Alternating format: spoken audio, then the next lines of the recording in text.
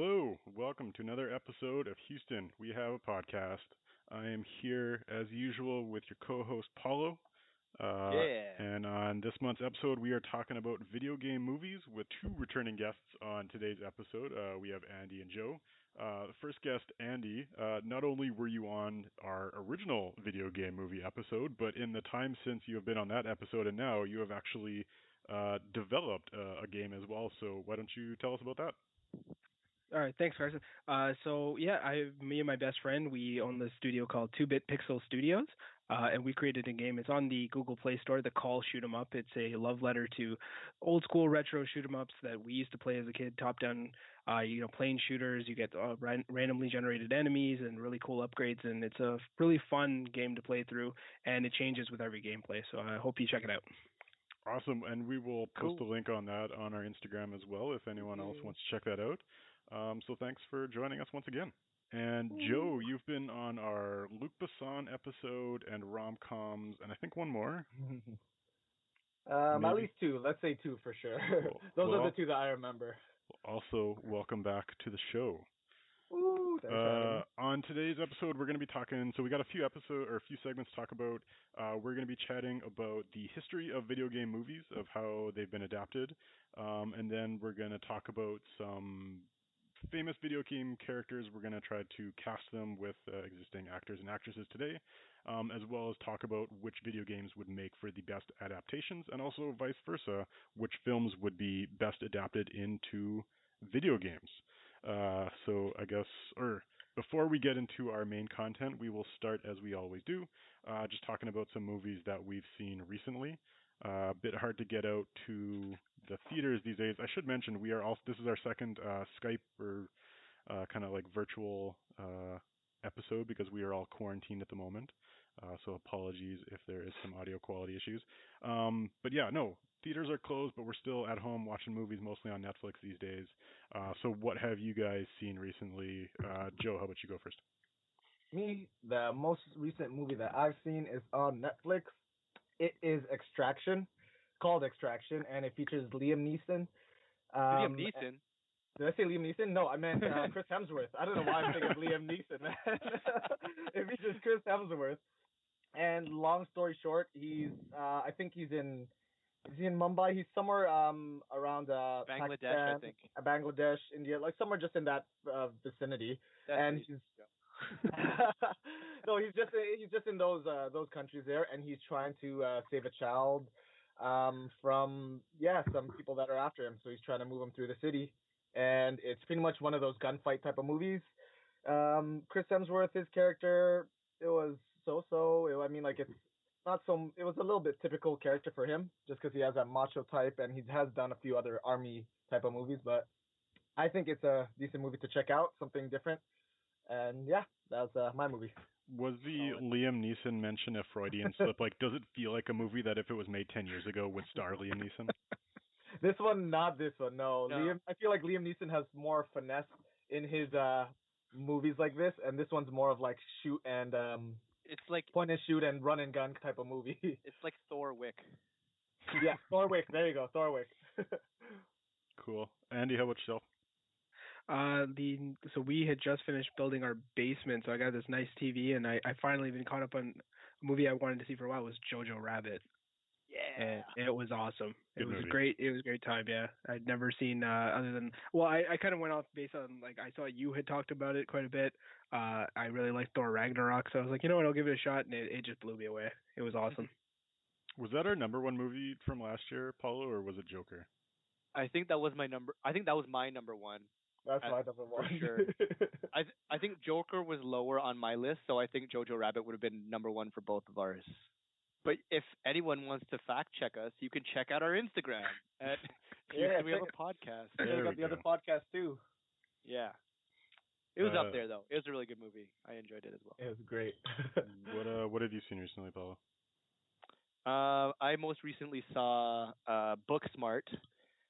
Shout out to Amazon Prime, not Netflix this time, but it's basically the female version of Superbad, and it's directed by Olivia Wilde. It's very unfortunate I can't remember the two lead girls' names because they were really, really good. They have good chemistry. They're really funny. The whole movie, like actually all the characters, even the side characters, they are they're really, I don't know, they were really well done. I guess they just all came together very nicely. Good high school vibes in the movie. The soundtrack I think has to get an extra shout out because it was great, A plus.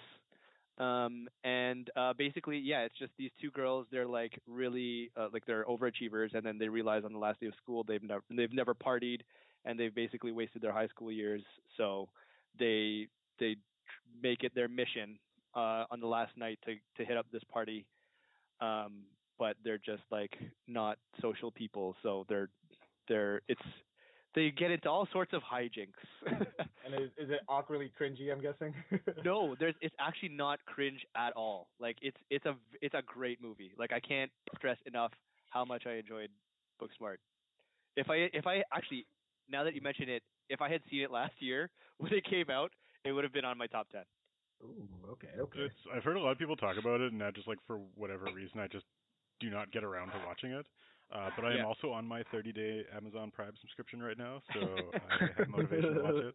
Yeah, I mean, I actually wouldn't have thought to watch it either if they didn't pick it for us. So I'm grateful for that. Movie I watched recently is something we've talked about on podcasts before, and that's Overlord, which is a World War II slash zombie movie. I saw the trailers and I thought it was going to be really, really terrible, which is why I avoided watching it in theaters, because it just looks like I like it looked like a B movie schlock, like just but not very good. I was actually pleasantly surprised because it ended up being like 80% war movie, 20% zombie movie. Like it was much, and I really like war movies, so like it was much more focused on like here's the, like your crew, your unit of people, and oh by the way, there's some zombies you slip in there. So I wouldn't say it's a great movie, but like it's a certainly for a Netflix afternoon type thing during quarantine. I was pleasantly surprised. What would you give it out of 10, Carson? I think my official rating was 68 out of 100, so yeah, like 7 out of 10 almost. That's still a solid movie. That's an amazing endorsement from Carson.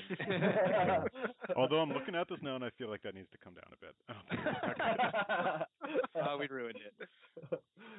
All right, let's talk about video game movies. So the way this first segment's going to work is we're just basically going to talk about the history of video game movies back from like the early 1990s when they were getting started, up to what they are today with like the recent movies of Sonic and like Detective Pikachu and all stuff like that.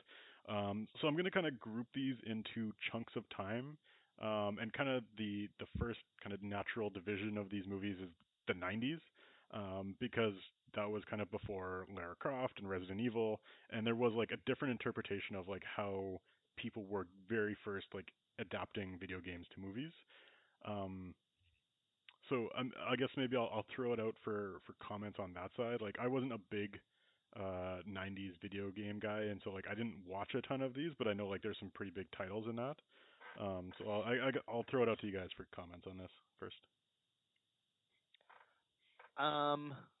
I'll start, I guess. Like we discussed this before, but I think the three main video game movies that came out in the 90s were Super Mario Super Brothers. Mario was the first one, naturally, which was okay. I'll leave my judgment on that, but Super Mario. There was Street Fighter, and then two Mortal Kombat movies. Yeah. Which, I mean, to start with, I'll start with the Mortal Kombat and the Street Fighter movies. I feel like I think the issue with those is that they made it too, like, at least for Street Fighter, especially for Street Fighter, they made it the plot too complicated for like a martial arts fighting movie. Like to this day I don't even remember why anything was happening in that movie. There was like some political like UN peacekeepers. Some weird agenda in the back going on. Yeah. M. Bison, there was some like tournament maybe, and like one of the UN agents would like turned into Blanca. I don't know, but like I think it's too much. Like, and I'll speak more on this later, but like it's one of those things where for a video game movie you have to like you want to keep it true to the source material, but you don't want to just like just so you can fit everything in, you have to make it make sense in like a certain way. Yeah. I don't know if that makes sense, but like that's how I feel about it for the '90s ones at least. The '90s was just an experimental time with movies, right? Like I think Hollywood was just getting loads and loads of money. I actually the last time I was on this podcast, I brought up like Theodore Rex, and movies like that, like Coneheads, right? Encino Man. You had like these incredible movies, but they took big risks. Like Mortal Kombat was an interesting one because, and I'm gonna speak to your audience right now. After you're done listening to Houston, we have a podcast every single episode at least 4 times. Then try it. If you check out this podcast I'm listening to called Mortal Podcast, you find out that like the first games that were out in the '90s for Mortal Kombat actually had this deep lore that you didn't really know about. It was going on in the background. They had this thing where like every time you won the game in the arcade, you got that character's actual story. What happens if they won Mortal Kombat? But there actually was an overarching story you got from the instruction manual, or you got from like watching the title screen if you just sat staring at the arcade machine without putting a quarter in. And there's that, like, they tried to respect that, but not enough, right? Like, they still have directors who want to get their things. They have their actors who want scenes that, and they want to be fantastical. They want to spend that money so that they get more budgets for cool things. Like, that Goro puppet is still, like, scary as hell. But, like, going back to it, like, it tried to respect that source material, but that source material was actually super convoluted to begin with. Like, have any of you guys played, like, the recent Mortal Kombat games? Like, it just goes off the rails. No, I've seen clips of it, like, on YouTube of, like, the story, and there's all these new people. Yeah. So many new people. Even Street Fighter 2, a lot of new people. It's, they keep tossing so many new people that you can't keep up with these. Like, even Tekken, they're Tekken 10, whatever now. So it's, it's hard to keep up with their crazy stories. And I'm not gonna lie, like I didn't know that this story existed. Like I just thought, okay, it's Street Fighter. There's two characters that fight, right? Like I just assumed they made up the whole story. But you're telling me that this is actually based on part of the game?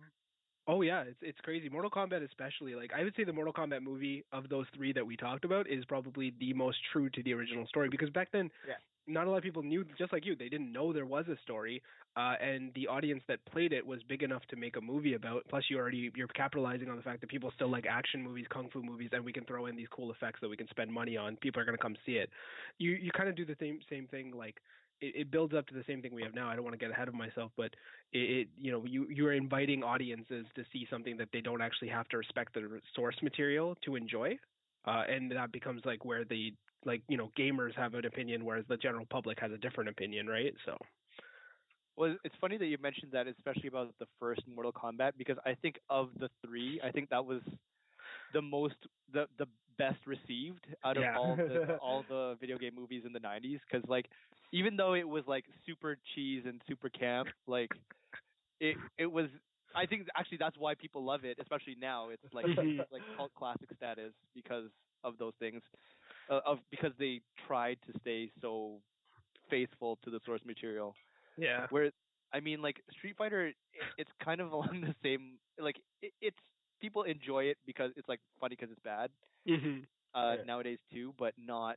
I think like Mortal Kombat 1 for sure has like legendary status on that note, and then Mortal Kombat 2 just like went off the rails. Yeah, I feel like with the technology they had back in the time for like video and editing, I still think like that's what made those movies great too. That they didn't have like more advanced, green screening and all that other type of stuff to keep it like exactly how it is in the game.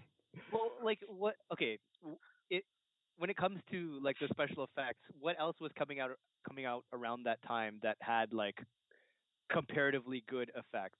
Like I can't. What year was this coming out? Annihilation? For Mortal Kombat 1, 1995. 93 was Jurassic Park. Oh my God! So this is 2 years after Jurassic Park, and 4 years before Phantom Menace. Oh my gosh! I mean, the effects were good in Phantom Menace. Say what you want about the movie, but yeah, for the time. Yeah, I think Street Fighter blew their budget on Jean-Claude Van Damme, which I still think is the worst choice for somebody who's supposed to be Mr. America. Yeah, Kyle. I was happy with that. So, were any of these movies, like, would you guys consider any of them to be actually good? Because I'm not going to lie, I actually haven't seen any of them. Would you, like, are they good or are they enjoyable from a campy perspective, or are they just bad? I know controversially I do love the Mario movie, even though it's off the rails from the actual thing. I would say Mortal Kombat is though. I think it tries to stick enough to the story that it pays homage to the video game enough to be a good video game movie. And I also just think it's an enjoyable experience until you get to Annihilation. Yeah, I mean, for you me, can't Mortal really take Kombat- that one seriously. Sorry, Joe. Go ahead. Oh, sorry, Paul. Yeah, no, for me, the same thing. I do Mortal Kombat out of the three would be mine. That sticks closest to the story is good for people that don't even know the story. It's just a good watch. Street Fighter would be second just because I have a lot of nostalgia for that game. But yeah, Super Mario's is kind of low on that list. I think I remember Andy explaining to us what the Super Mario movie was about the first time you were here. 100%. I apologize. I don't remember again. Okay. I'm wary of asking you to explain it again. I mean, it's just imagine like a retelling in a weird way, right? Like John Leguizamo is Luigi, and he like Yoshi's like a little dinosaur, like a tiny little baby thing, like, and Bowser's not a lizard, but like another guy who's trying to take over this alternate universe they ended up finding themselves in. It's good as like again, it's Mario. How much substance are you really going to get from him anyway? So you might as well tell his story a little different. But no, I enjoy it, but I do agree. Like when people say it's bad, I can see why for sure. That's fair. That's how I feel about Rogue One. So another question I had about the 90s movies. So I don't know if you guys remember the 2000 Hulk movie with Ang Lee. And that was like, and I'm going to draw some parallels between like video game adaptations and superhero adaptations because I think there are some. But in 2000, you could tell that like somebody was working on superhero movies who didn't really understand comic books too well, and he was trying his best to, and I don't know if you remember these scenes in the Hulk, but he would actually try to put like 3 or 4 frames to make it look like the page of a comic book. Yeah. And it was just like, oh my god, this is somebody who does not understand what he's like adapting. Like, are there any parallels to that in those 90s game of like somebody being like, oh shit, we're adapting a video game, we got to throw this in there, but it just like didn't really play off at all? Yeah, Carson, have you ever heard of Uwe Boll? I'm going to talk about Uwe Boll in I have no the clue what upcoming that is. sections. Okay, I'm actually surprised, Andy, that you don't know who Uwe Boll is, but he's a German director, and I have no idea how, but he got the rights to all these video games to make movies out of them, and they're complete shite. Oh like, no, I've they're never the heard of this. worst. Like, I remember, I think maybe in the early 2000s, like late 90s, there was 2 in particular that I watched because I was super excited to see them. So one was Alone in the Dark, which was a fairly popular video game at the time, and then the other was House of the Dead, which I don't remember if you remember the zombie shooting game from the arcade. Yeah, the rail shooter. Yeah. Yep. So first I watched House of the Dead, directed by this guy, and it was so bad. Like the characters were like just caricatures of like one. There was like an Asian girl with like an American flag bikini the whole movie, and like everything looked terrible. Like there was no story. He intercut like shots of the actual arcade game into the movie while they're like fighting zombies for I have no idea why. And then it's just it's like I remember I was shocked. Like I was so upset after watching that. And this is a time when I enjoyed Phantom Menace. Like so this like really hurt me. And then a couple of years later I watched Alone in the Dark not knowing it was the same guy, and that was just as bad. It's like there were like unfinished movies, really. Yeah, I was actually going to talk about this a little bit later, but I'll jump into it. So Uwe Boll, between 2003 and 2008, he made 7 video game adaptations into movies. All 7 of those were below 10% on Rotten Tomatoes. Yeah, so he kind of like, and this is like right on the heels of Tomb Raider and Resident Evil, where it was like picking up steam. And I feel like he single-handedly held the genre back about 10-15 years just because he made all of those adaptations for 6 years. Yeah. And like it's like he doesn't care about the video game at all. It's just like I have a name, so I'm going to do whatever the fuck I want. And then sure, I'll put some images of the arcade game so the fans of the actual game like, "Oh, here's something for you." Which like Carson you were mentioning earlier. Like I I don't want to say hate. Strongly dislike. I have strong feelings for him. Although he did.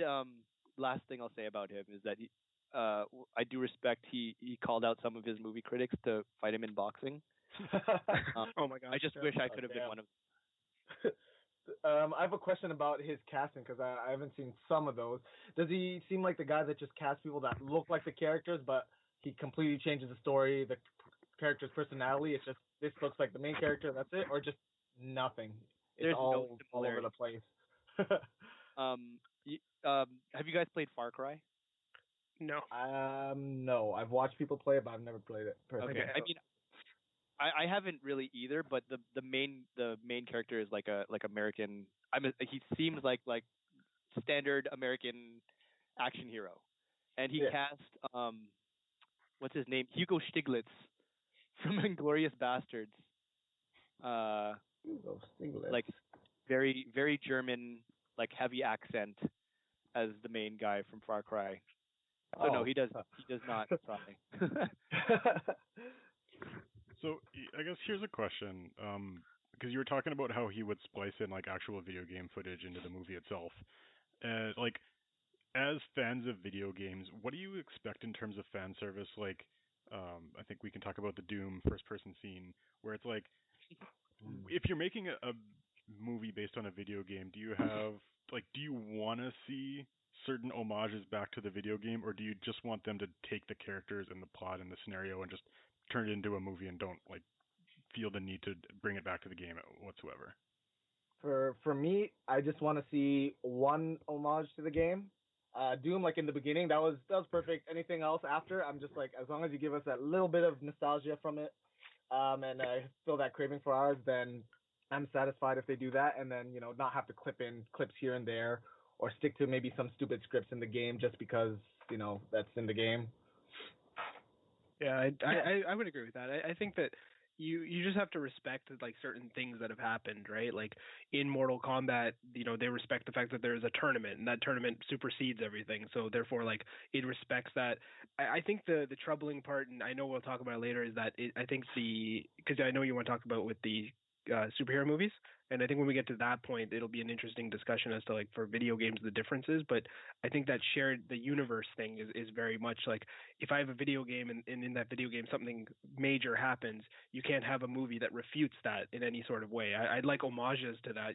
The main characters don't have to be there, but if you bring in the main characters, then you have something that you have to respect and follow as a guideline. Otherwise, you're messing with it too much. Mm-hmm.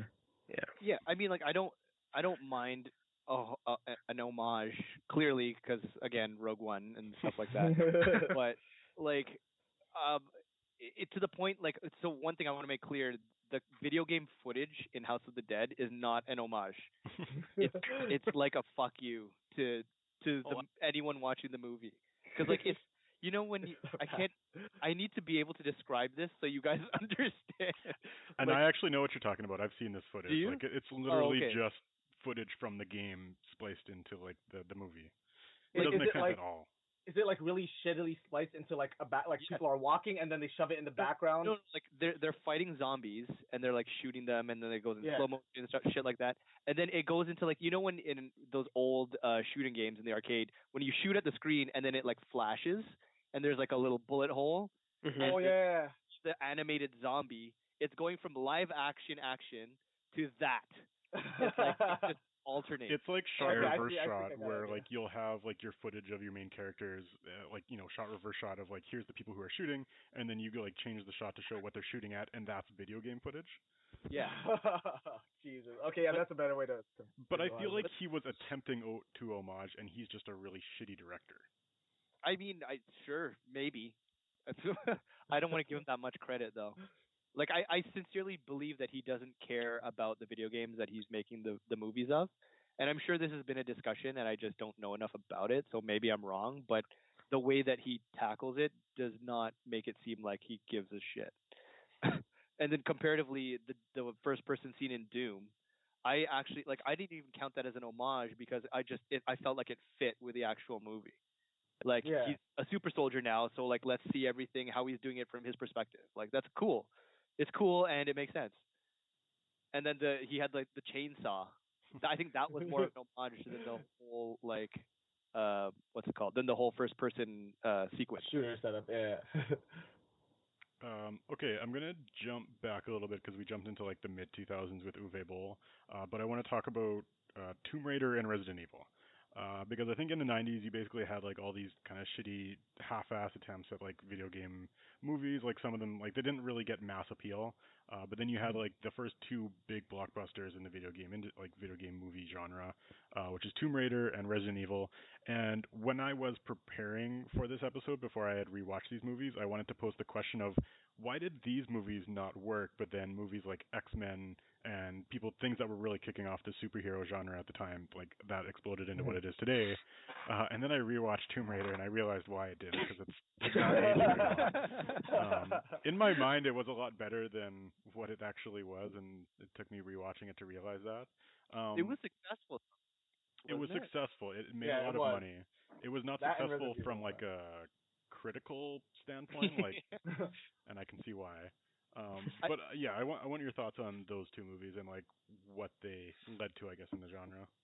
I have a theory about that, and I think specifically the examples of Tomb Raider, maybe not so much Resident Evil, but I think I feel like the directors of those movies were like, okay, video game movies. Who likes video games? Like lonely guys who like hot girls. Yeah. So they put, okay, Better who's hot right alive. now? Angelina Jolie. She's the hottest actress right now. So let's make her Tomb Raider, obviously. Not to mention that she does kind of like fit the role, sure. But then like let's all put all these scenes where she's supposed to be like an archaeologist who's like really smart, but like she'll just walk around naked sometimes. And then like Resident Evil, I don't know if Mila Jovovich had the same appeal, but like she was naked a lot too. So maybe they were like, "Here, video game guys, watch this." And then and then they had like Dead or Alive.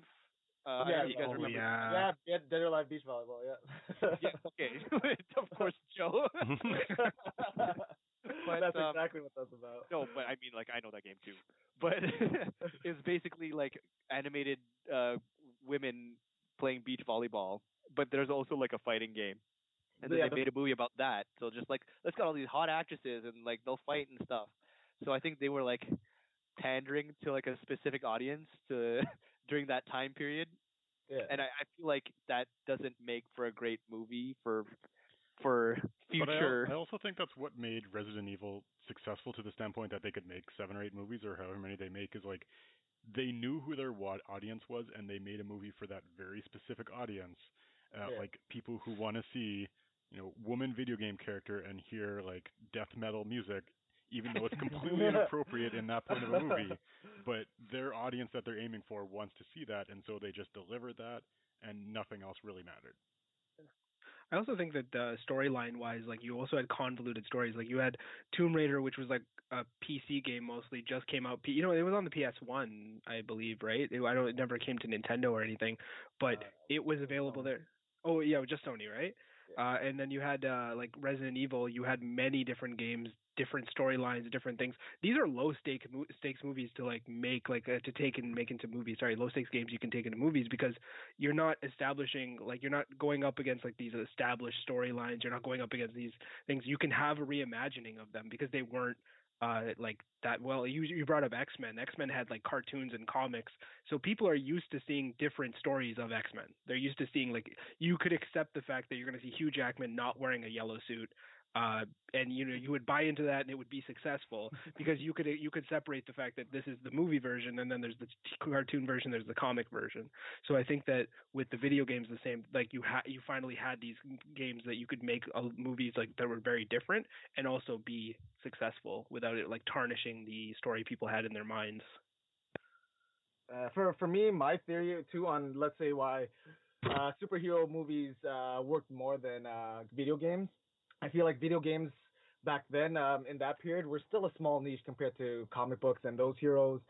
Comic books, you could see them, you could go in a store and then read it. You see it on TV compared to video games where, unless at that time, your family could actually afford the gaming system, you're not too familiar with this. Even if you didn't game, like, you'd see those superheroes more, and they're somewhat still more relatable. As a kid, what are you looking more forward to? Having like metal spikes for claws or shooting zombies. You're more into like that, something that is more, I guess, in a fantasy realm. That's also might be more relatable than some of the video games at the time, like Super Mario and Mortal Kombat, all that stuff.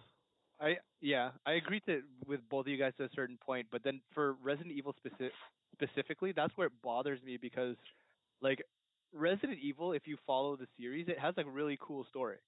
Like, it's a zombie movie, which is pretty standard, but like the progression of the story is like really interesting. Like, I'm a fan of it, and I've played all the games, so maybe I'm biased, but like what they did with the movies, like it's an example of moving too far away from the source material, where you have the characters, but they're not the characters. It's a name. And then especially like in the later ones, like I remember I don't even remember which Resident Evil movie it was because they all kind of just like meld together in a blurry mess. But there's like one movie where they shoehorned like every single character from like multiple games in one sequence, and like they're trying to save Alice. Number one, the main character. Sorry, I forgot about this. Alice, Mila Jovovich, is not even in any of the games. Yeah. Oh yeah. It was for me for Resident Evil. It was always Leon and Claire. Those were the main two. And then when they do Alice, I'm like, I didn't know who that was. And then they don't even introduce those characters till like Resident Evil 6 or whatever, like later on. Not even in like the first two. That's the one I'm talking about. And they all show up, and they're just like, oh, okay, these are the characters, but they're like they're cardboard cutouts, like with names. And then they'll do a cool thing, and then they die, and then that's like, why are they even here? Like, this is not Resident Evil anymore. Yeah. But I think that's what the superhero movies do so well, right? Like you have the Marvel Cinematic Universe, and as soon as you have that, you can separate it from completely like this is what's going on in this comic, because the comics also have their own universe, right? They have their like certain timelines and different things are happening. Superman's dead in one and Batman's dead in the other, right? Like they do that so well, and I don't think video games has got to that point. So I think that's where that separation has not occurred, where we can actually do that with the main characters. Like you said, like Alice is not in any of the games. Jill Valentine shows up and she's not like the other people. I think Wesley was in the last one or whatever, and I don't really know Resident Evil that well, and my friends were so mad. Wesker, sorry. They were so mad. And I was sitting there and I'm like, I don't see it, but I'll be mad with you. Sure, why not? Because I guess you don't have that separation yet, right? So they're just taking this IP that's never been changed before, and then they're exposing it to like, because when I show my wife like a movie or like about a video game and stuff, she's not going to play the game with me. She's not going to get to know the character the same way I did. So her only exposure is this 2-hour film, and if they don't do it justice, then I have to sit there angrily justifying why that is not the case, right? Like, so as somebody who's never played the Resident Evil games and not a lot of these other games that these movies are based off of, like, how well defined are these characters? Because whenever I've played like video games that have like more of a story to them, I mean, isn't the point of a video game is your main character is supposed to be you, and you kind of influence who that character is supposed to be? Like, how well are they defined versus you kind of bring yourself into it? Because in my mind, that's been kind of the thing that's held video game movies back, is like, how well defined is your main character versus superheroes, where it's like it's a narrative character that is told to you who it is. I think for Resident Evil, it doesn't follow that typical, like, it could be you. Because all the people that you play as are such well-defined characters in themselves that it's more of like, this is a cool person that you would like to be maybe in this situation. Yeah. I think. It's something like that. Compared to, I don't know, like Halo Master Chief, like it's just a faceless guy, it could be you. Yeah. And that's another reason why it makes me so mad just seeing them like as side pieces to this random Alice girl. Yeah. Jesus. It just makes me so mad. I did like that they brought in Nemesis, just because in the game he was actually one of my favorite characters. Remember that for your rapid fire questions, Joe. Oh damn. Okay, let's jump forward to, I guess, kind of the modern revival of video games. Maybe in like, well, okay, is there anything before 2016 you want to talk about? I want to talk about that Street Fighter movie and the half Asian Chun-Li. That I just was like, I think that was like a funny, like that one. I refused to see it. They did like, it was such 90s fan service where they like even a character from the Black Eyed Peas, like one of the actors like was a group member from the Black Eyed Peas. Which one?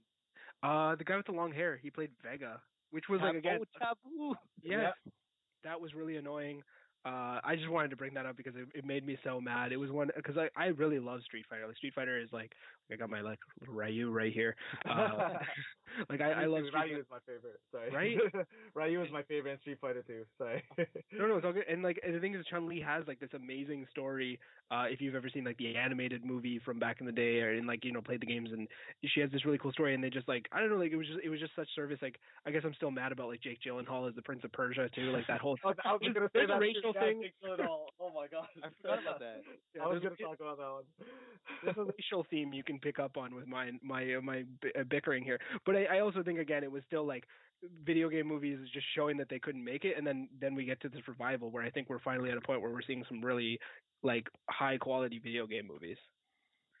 One comment I want to make about that period before the revival is I rewatched the Doom movie, and like a lot of people talked a lot of shit about that movie, but like I would put it in my top 3 video game movies of all time. Like it's pretty solid.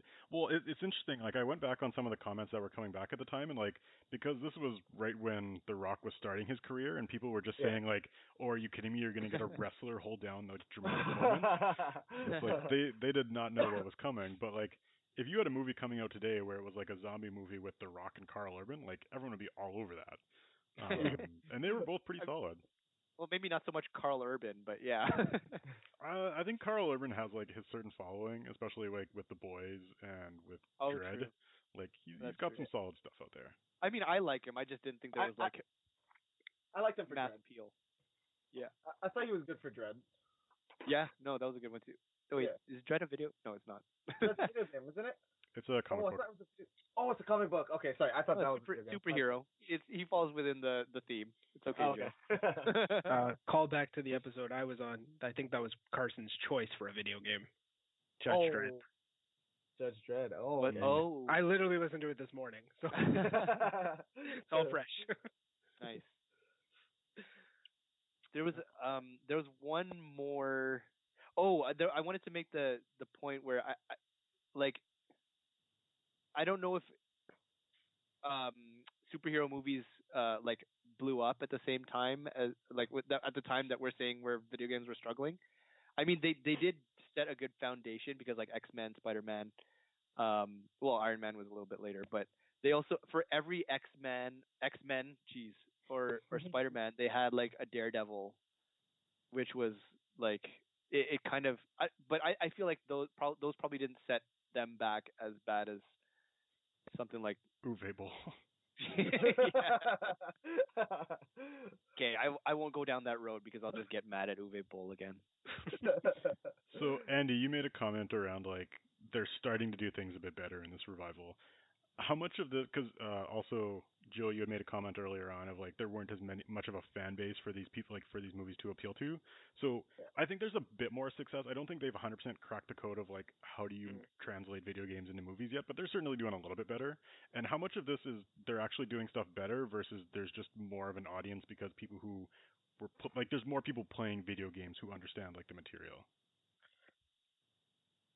I like from my point, I would say that like I think they're doing better because they're starting to respect the source material a lot more. Like Sonic, I'm sorry, I know it has an anime and I know it has all these things, but the Sonic game itself doesn't really have a lot of substance other than this hedgehog just running around in circles, right? Like there's not much more to it. And yet what they did was they changed so many things in that movie, right? Like they took the rings and they gave it a completely different power than the game, right? Like they did all these things, but the first things they did was establish legitimacy by saying like, like his origin story literally has so many homages to the first level of the Sega Genesis game that I played as a kid, right? Like they took these things and then, but they took it aside, but they didn't take it so much to the side. Detective Pikachu, like if you play Pokemon, you know that there are many Pikachus. It's not just the Pikachu. Usually they want to capitalize on the Pikachu from the cartoon and the game. They want to use that specific Pikachu. And when you take the specific characters people love and do things that are different, that changes them. Whereas Detective Pikachu is a completely different one.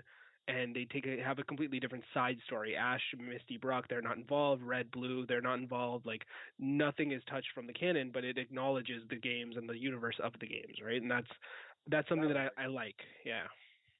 And that one's a bit of a unique scenario too, because Detective Pikachu, not only is it based on the video game, but like it's actually its own book series, right? I'm not too sure. I'm not too sure about that. I know it has its own game. Like they have Detective Pikachu game series as well. Oh, I thought it was based on like a book that was, or like a comic book series that was out of it. There's so much things stemming from Pokemon. It could be true. Like yeah, I guess hard to keep up with it. Yeah. And that actually reminds me, funny, where the first Pokemon movie, that one was like completely true to the source material. It had Brock, it had Misty, it had Ash. But it was a story was animated. Sorry, it was like actually animated too, right? Yeah, so it's based on how it actually was compared to them like live actioning it. Yeah. But I mean, it still counts. Like it's a movie, and that one was actually really, really good. And I can't believe I forgot about it when we were talking about like the earlier times. Like I almost, I think I would prefer that over Detective Pikachu actually. But I mean, 100% the revival like this time right now is definitely better. Wait, did you know that they had reanimated that movie and it's on Netflix? Reanimated? Yeah, it's like 3D animated and all the Pokemon are like fuzzy and stuff and everyone's like yeah, check it out. But it's the same movie? Same movie. Oh shit. Okay. Yeah, I will watch that. I got nothing but time. How do you guys feel about Warcraft? For me, I was more into StarCraft than the Warcraft. Like I guess a game and how do you say generation or universe. So for me, Warcraft, I'm not too familiar with the storyline past the first game, which even then it was more fuzzy. But I do still like the fact that they tried to bring a game like Warcraft or StarCraft, or even Red Alert, like one of those strategy games, into a movie compared to more of like a first-person shooter or like to do with Battleship. Oh Jesus! Oh god! But yeah, it was nice for me because the game is so similar to StarCraft that it kind of just gave me hope that it would make something similar. But as a movie by itself, it is just something you could just watch and be like entertained with it. The CGI is, I'm happy that they had CGI in it. If it was more, I guess, more live action, then I might have been disappointed. But yeah, overall, I was still pretty happy with Warcraft. Not too sure how it translates story wise, if it stayed true to it or not. I mean, the first Warcraft, I think, was pretty much that, like orcs versus humans. There's not much story past that. Yeah, because after the like Warcraft 3, they started having new like elves and all the other races that you could play. And there's an actual like story, like a main character to follow with his own storyline where he becomes like the Frost King or something like that. Yeah. But I mean, Sorry, go ahead. Oh no, go ahead, Carson. I was gonna say I was thinking about like ranking all the video game movies that are out there, and I actually put Warcraft number 1. Although it's not a very high bar because I don't think I'm in love with any of them. I don't know, like it's the only video game movie where I've left and immediately gone and started to like look up the lore because it made me interested about the world and like what they were referring to and who these characters were, and like there's a lot of problems with that movie as well, but I at least felt like it made me curious about the world and I wanted to see more.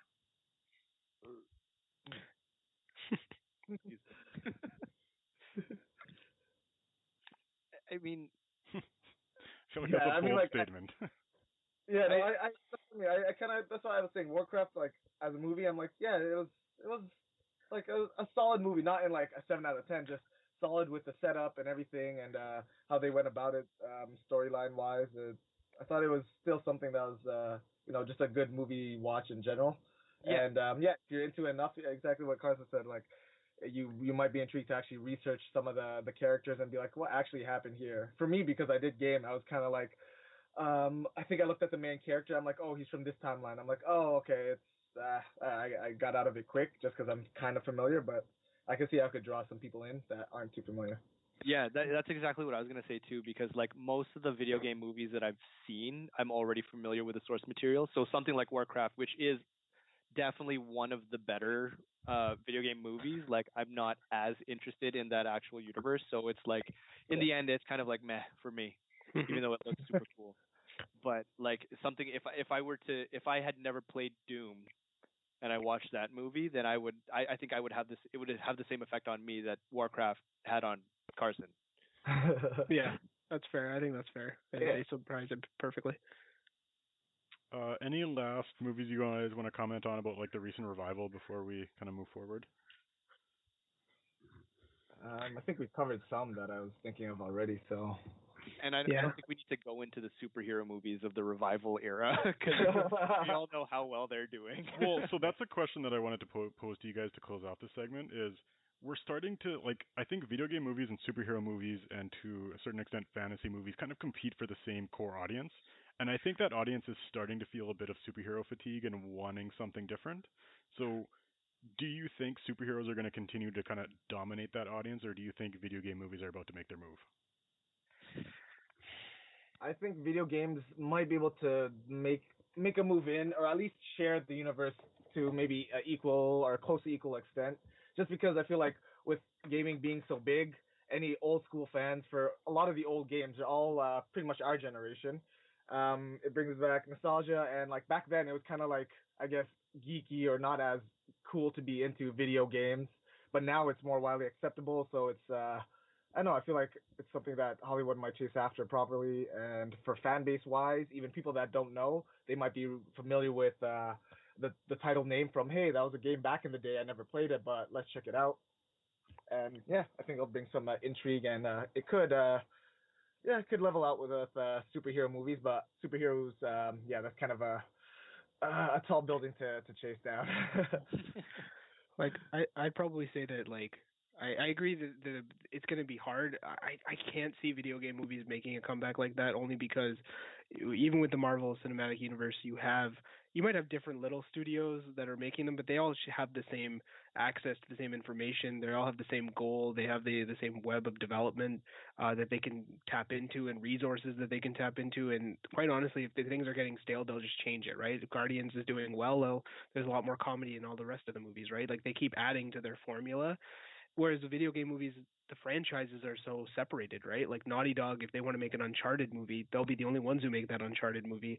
And you have other studios that might delve into movies, but all their best ideas are going to be saved for the game, right? All their creatives and all their potential, all their talent is really just geared towards making the games. I wish we could see them make the jump to put more into movies, so we could get like more, stories for like between the games. Like I would love to see a Kratos, like, God of War game that's between games, or a movie that's like between the games or something like to that effect. But I just don't see them putting the resources towards it the same way video like superhero ones do. I agree. I think like I think video games will never fill that void if superhero movies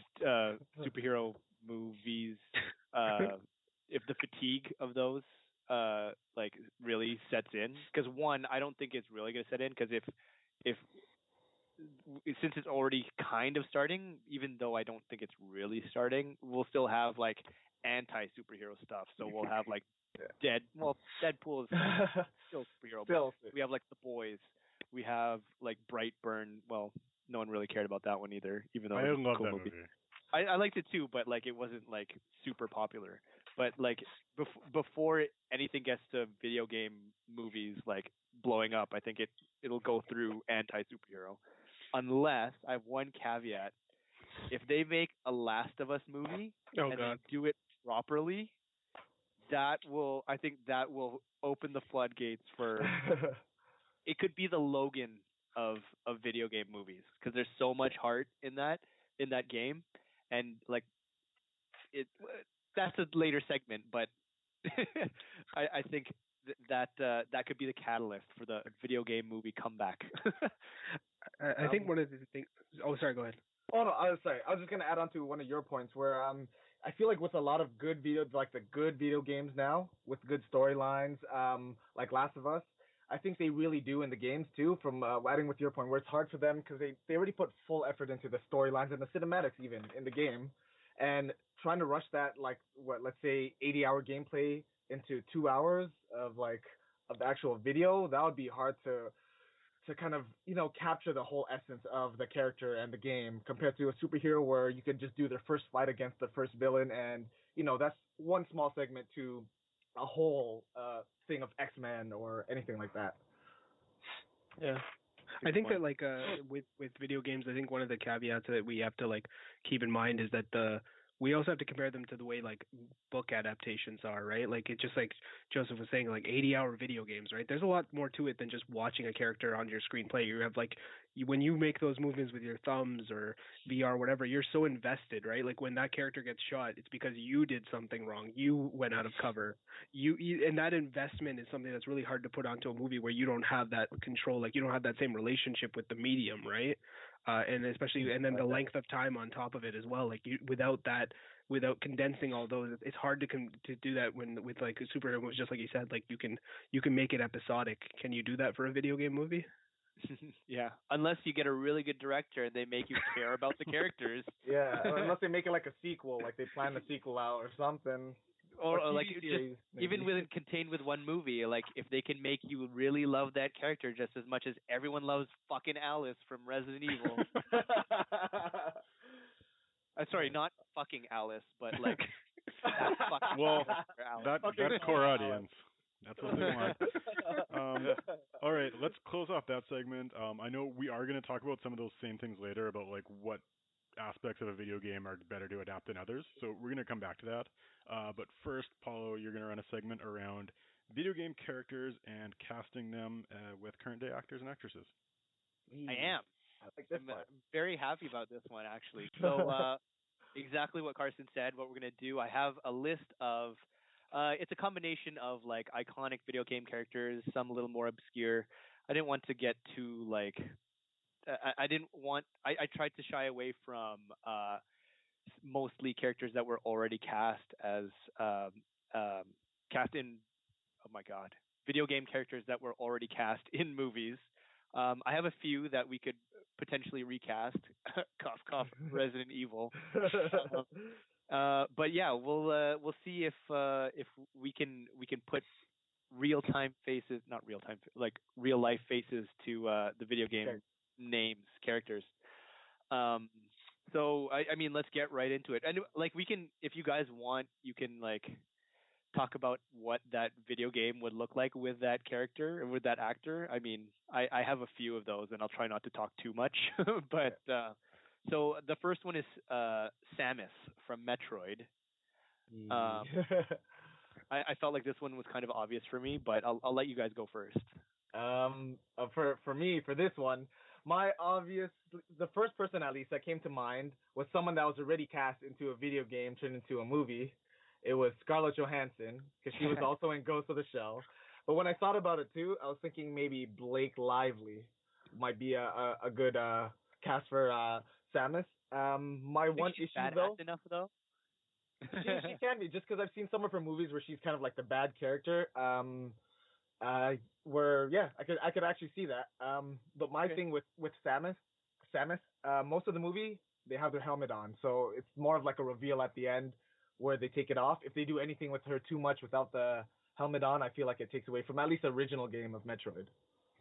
For any character they cast. Yeah, that's mine. Blake Lively. I feel like there's no way that there's no way that they could have a Samus movie without having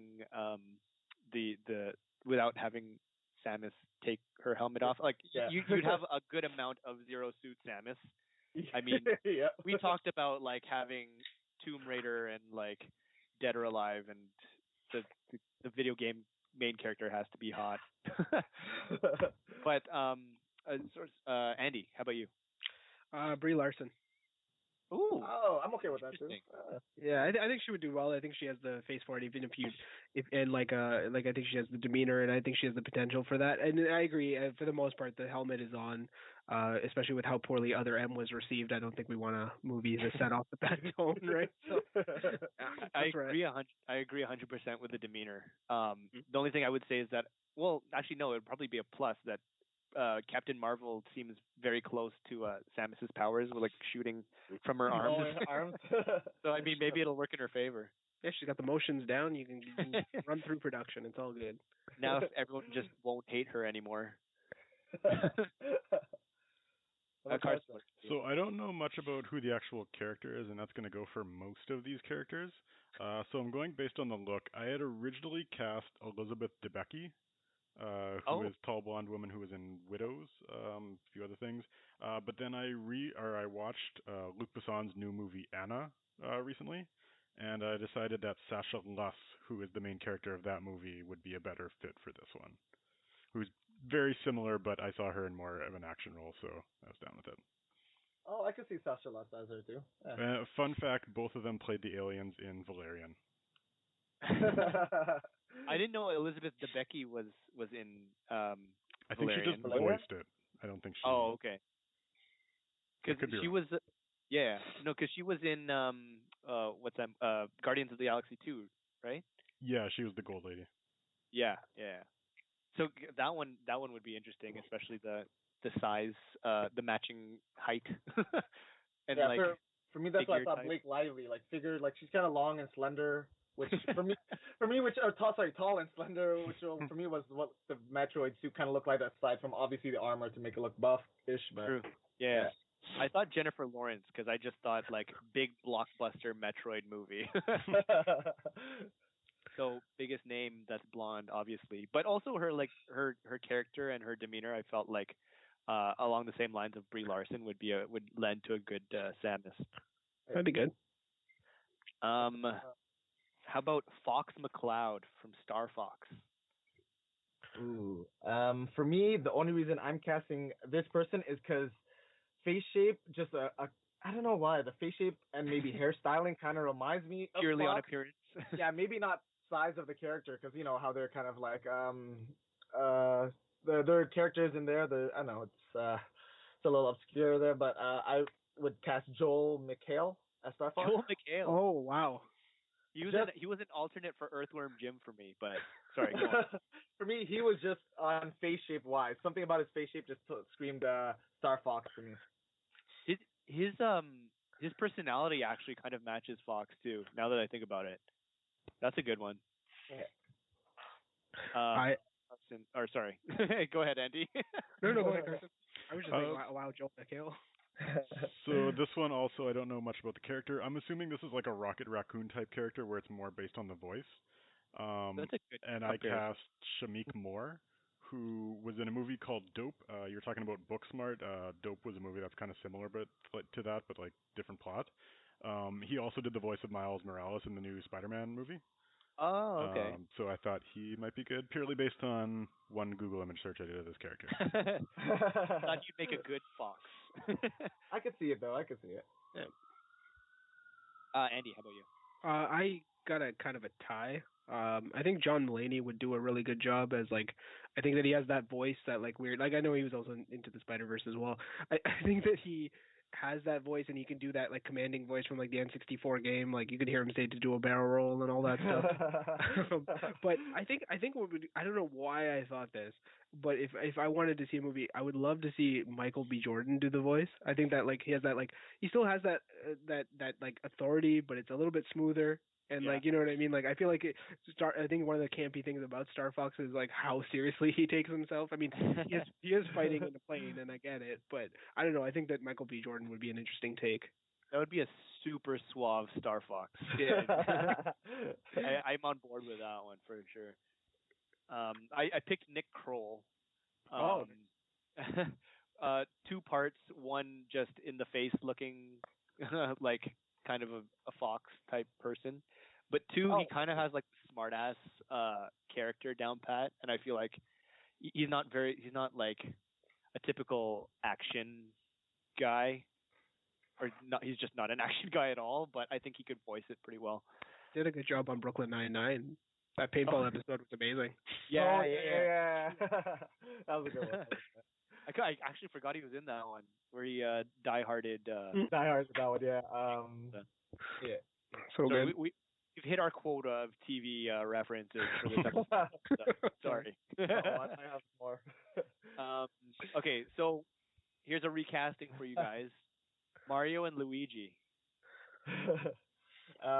With me for Mario and Luigi, in the movie I have in my mind would be a comedy, and who I would cast as Mario and Luigi would be Jimmy Kimmel. and Michael, Mario? and Michael Pena Pena as Luigi. because for me in my head, Luigi's a little more silly than Mario, and I don't know. That's my cast. It's just gonna be a comedy of them, just their day by day. Just a day by day of them do whatever. Just how they live normally. I don't know if you've seen the movie War on Everyone. It's on Netflix. Starring Michael Pena. That's what came to mind when you said that casting. Yeah. I must say that is the least expected answer from any of these so far that I. Yes, good. Carson, how about you? So I picked Oscar Isaac for Mario and Adam Driver for Luigi. Oh my God! I picked Adam Driver for Luigi too. And it was purely based on I feel like they could be comedic and have mustaches. I could feel, he pretty much has a mustache in that other movie. Shoot, I forgot his name. Who's the first one? Oscar Isaac. Poe Dameron. Oh yeah, no, yeah, definitely, yeah, I see it. I feel like he's not portly enough to be Mario. He's in too good The thing shape. is, like, if you make a Mario Luigi movie, like, you can't make a shitty Mario movie. Like, it would have to be like a $400 million movie, and so you're making them not as fat and old and as bald as they are in there. Like, you gotta have some sex appeal in there.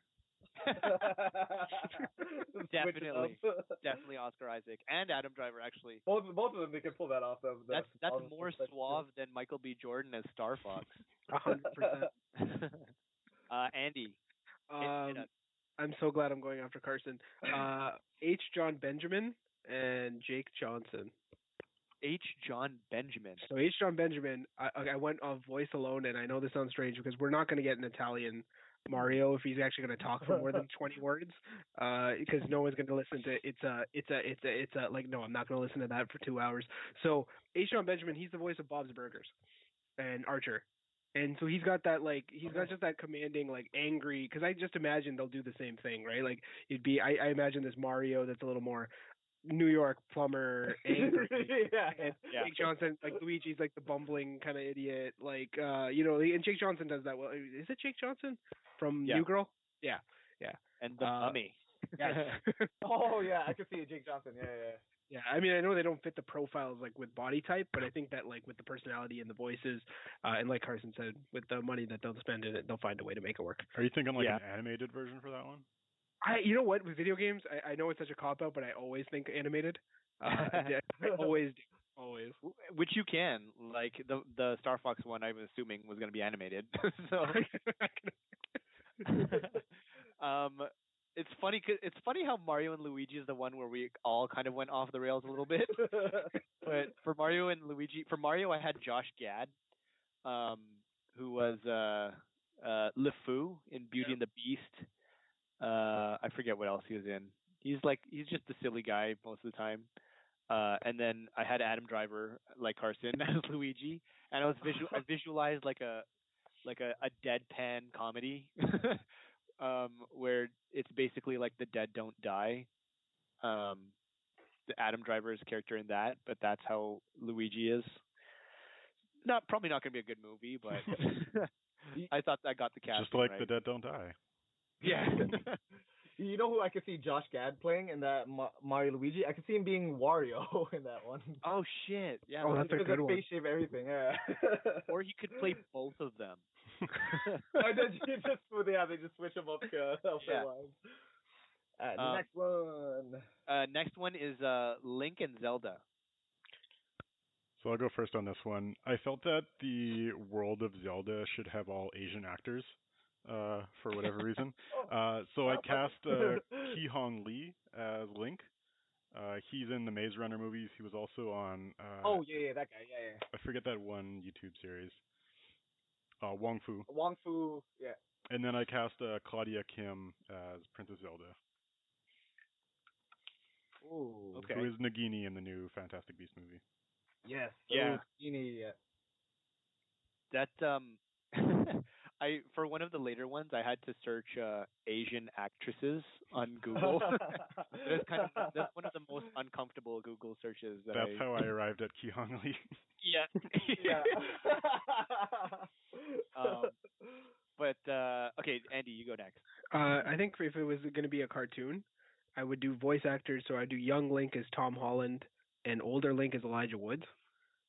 Just because like watched an interview with Elijah Woods recently, and I feel like he has that kind of like it's still a little boyish, but he does sound like an adult. But if we were gonna do like live action, I don't know. For some reason, I would love to see like an older Link as Nikolai Coster-Waldau. Is that how you say his name? Yeah. Yeah. Well, we do have old Link, young Link, so it could work. Yeah. I picked Tom Holland too. Oh, you picked him too? Yeah. What's my chick's name? Okay, for wait, Zelda. what about Zelda? Andy. Oh, I didn't even think of that.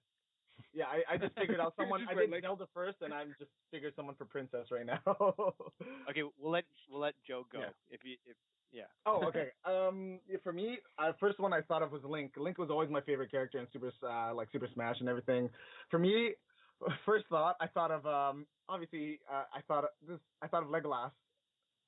From Orlando Bloom, just because of Legolas. But realistically, I don't know if you remember the guy that played Cyclops' brother. I think it's Lucas Till in X-Men.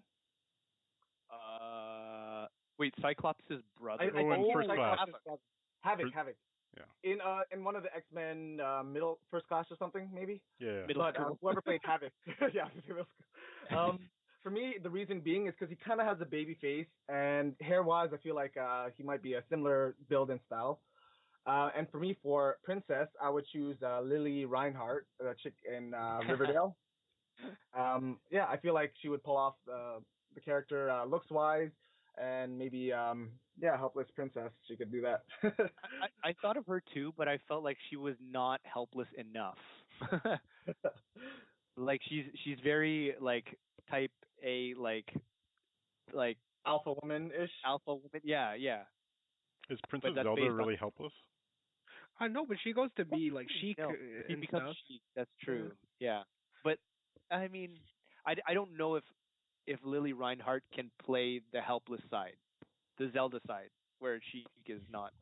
Whatever. Yeah. We know what you mean, always.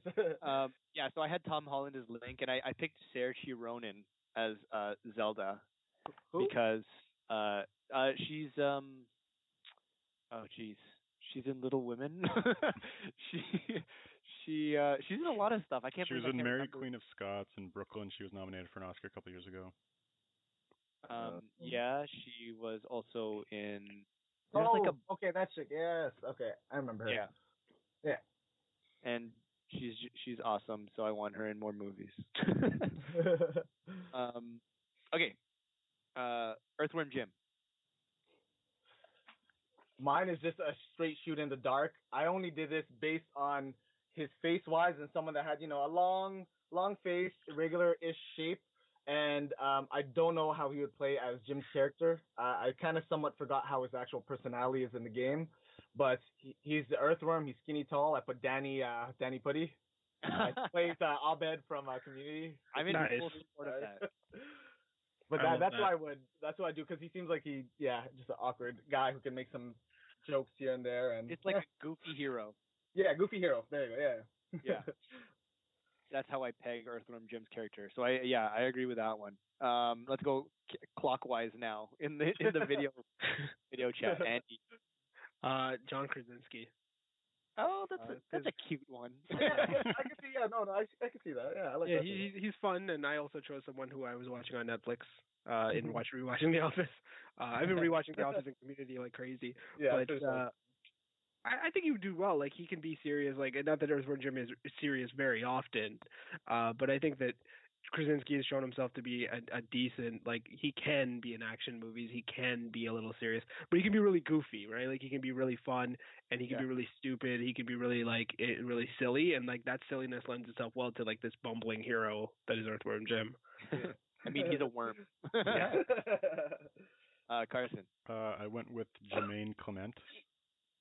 Oh, he's a little stocky, isn't he? Well, I assume it's more the voice. Yeah. No, that would be good. Taika Waititi directed Earthworm Jim. I can picture that too for that type of Earthworm Jim. I mentioned before, I picked Jim Carrey just because he's like elastic face. Ooh, yeah. Probably wouldn't even need CGI. All right, let's Jim Raynor and Sarah Kerrigan, because like Joe mentioned before, I would kill for a StarCraft movie. Yeah. But basically, Jim Raynor is kind of like typical gruff, been through it all, badass. It's kind of along the lines of Captain Mal from Serenity, because we're talking about the movie, not the TV show Firefly. Yeah. Firefly.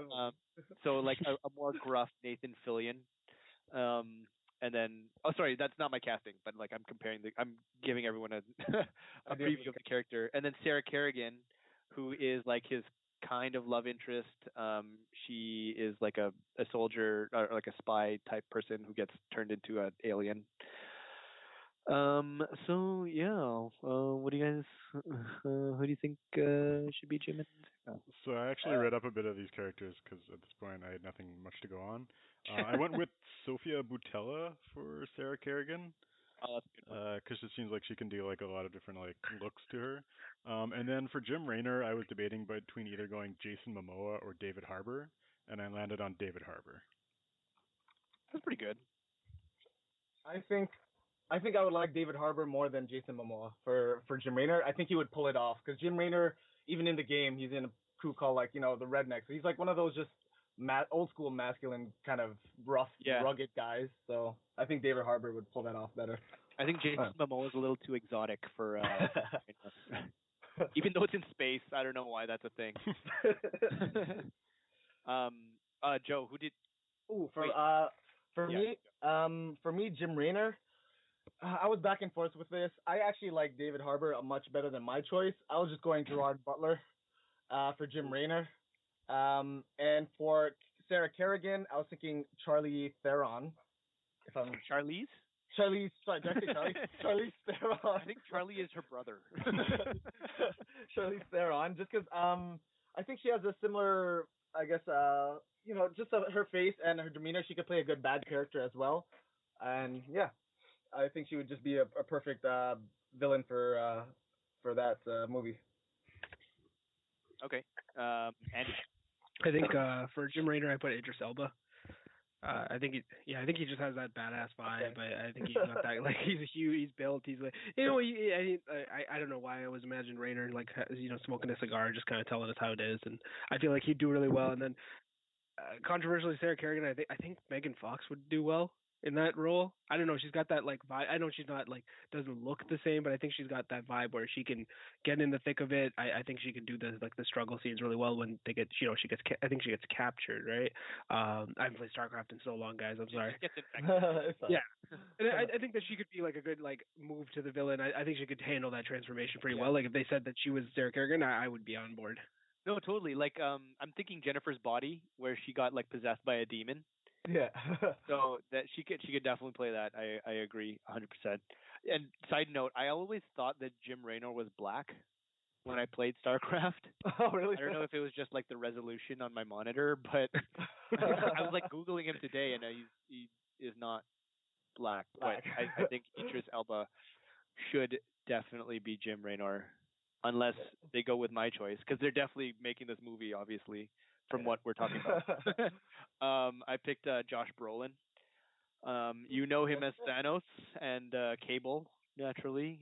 That's the exact like tough guy, gruff voice and quality that I'm looking for. And then Olivia Wilde as Sarah Kerrigan. Because she can do like creepy, like spacey creepy. I don't know if you guys have seen the Lazarus Effect. Wasn't that terrible? Yeah, but like she was possessed and she did good. Like she was fine. She's creepy. I mean, the point is that she was creepy in it, and she can do that again. Side note: Childish Gambino was in that as well, and he got killed by getting stuffed into a cabinet. I digress. I'm gonna skip over.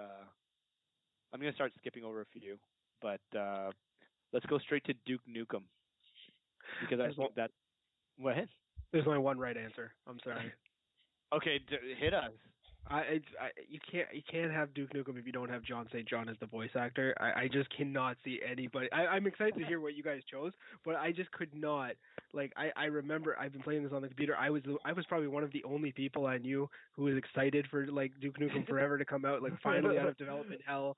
I have the special edition. Like I have the little bust of Duke Nukem somewhere that once the basement is done, it's going to be on display. Like I just this is one of those like I am completely guilty of it where it's like that's something that I love and I don't know how you can change it from what it is in my mind. Oh, because this is still not live action for you, Yeah. right? Mm-hmm. Okay. When you were saying that there was only one right choice for this, I thought you were going to say what I was thinking, which was John Cena.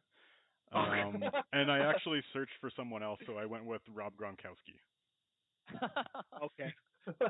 I like Cena better, to be honest, but I kind of like Cena better too. he is a perfect choice, but I don't know if you guys saw this when you were doing your research for Duke Nukem, but apparently there was a Duke Nukem movie that was canceled, I think. This could be all rumors, but apparently John Cena was supposed to be Duke Nukem. And I only found this out after I picked him for the list. Amazing. Joe, did you have John Cena? No, I did not. For me, I had Dolph Lundgren. Dolph Lundgren. I think he'd pull a good Duke Nukem. Yeah, I'm picturing him from the Expendables, or even like any movie like what was the recent Rocky movie? Creed. Creed 2, yes, Creed 2. Well, he was there, right? Yep. I think so. No spoilers, he was like the though. He was a coach, I think. He was Ivan Drago. Oh yeah. So, but yeah, so that's what I pictured for Duke Nukem. Someone that just tears shit up.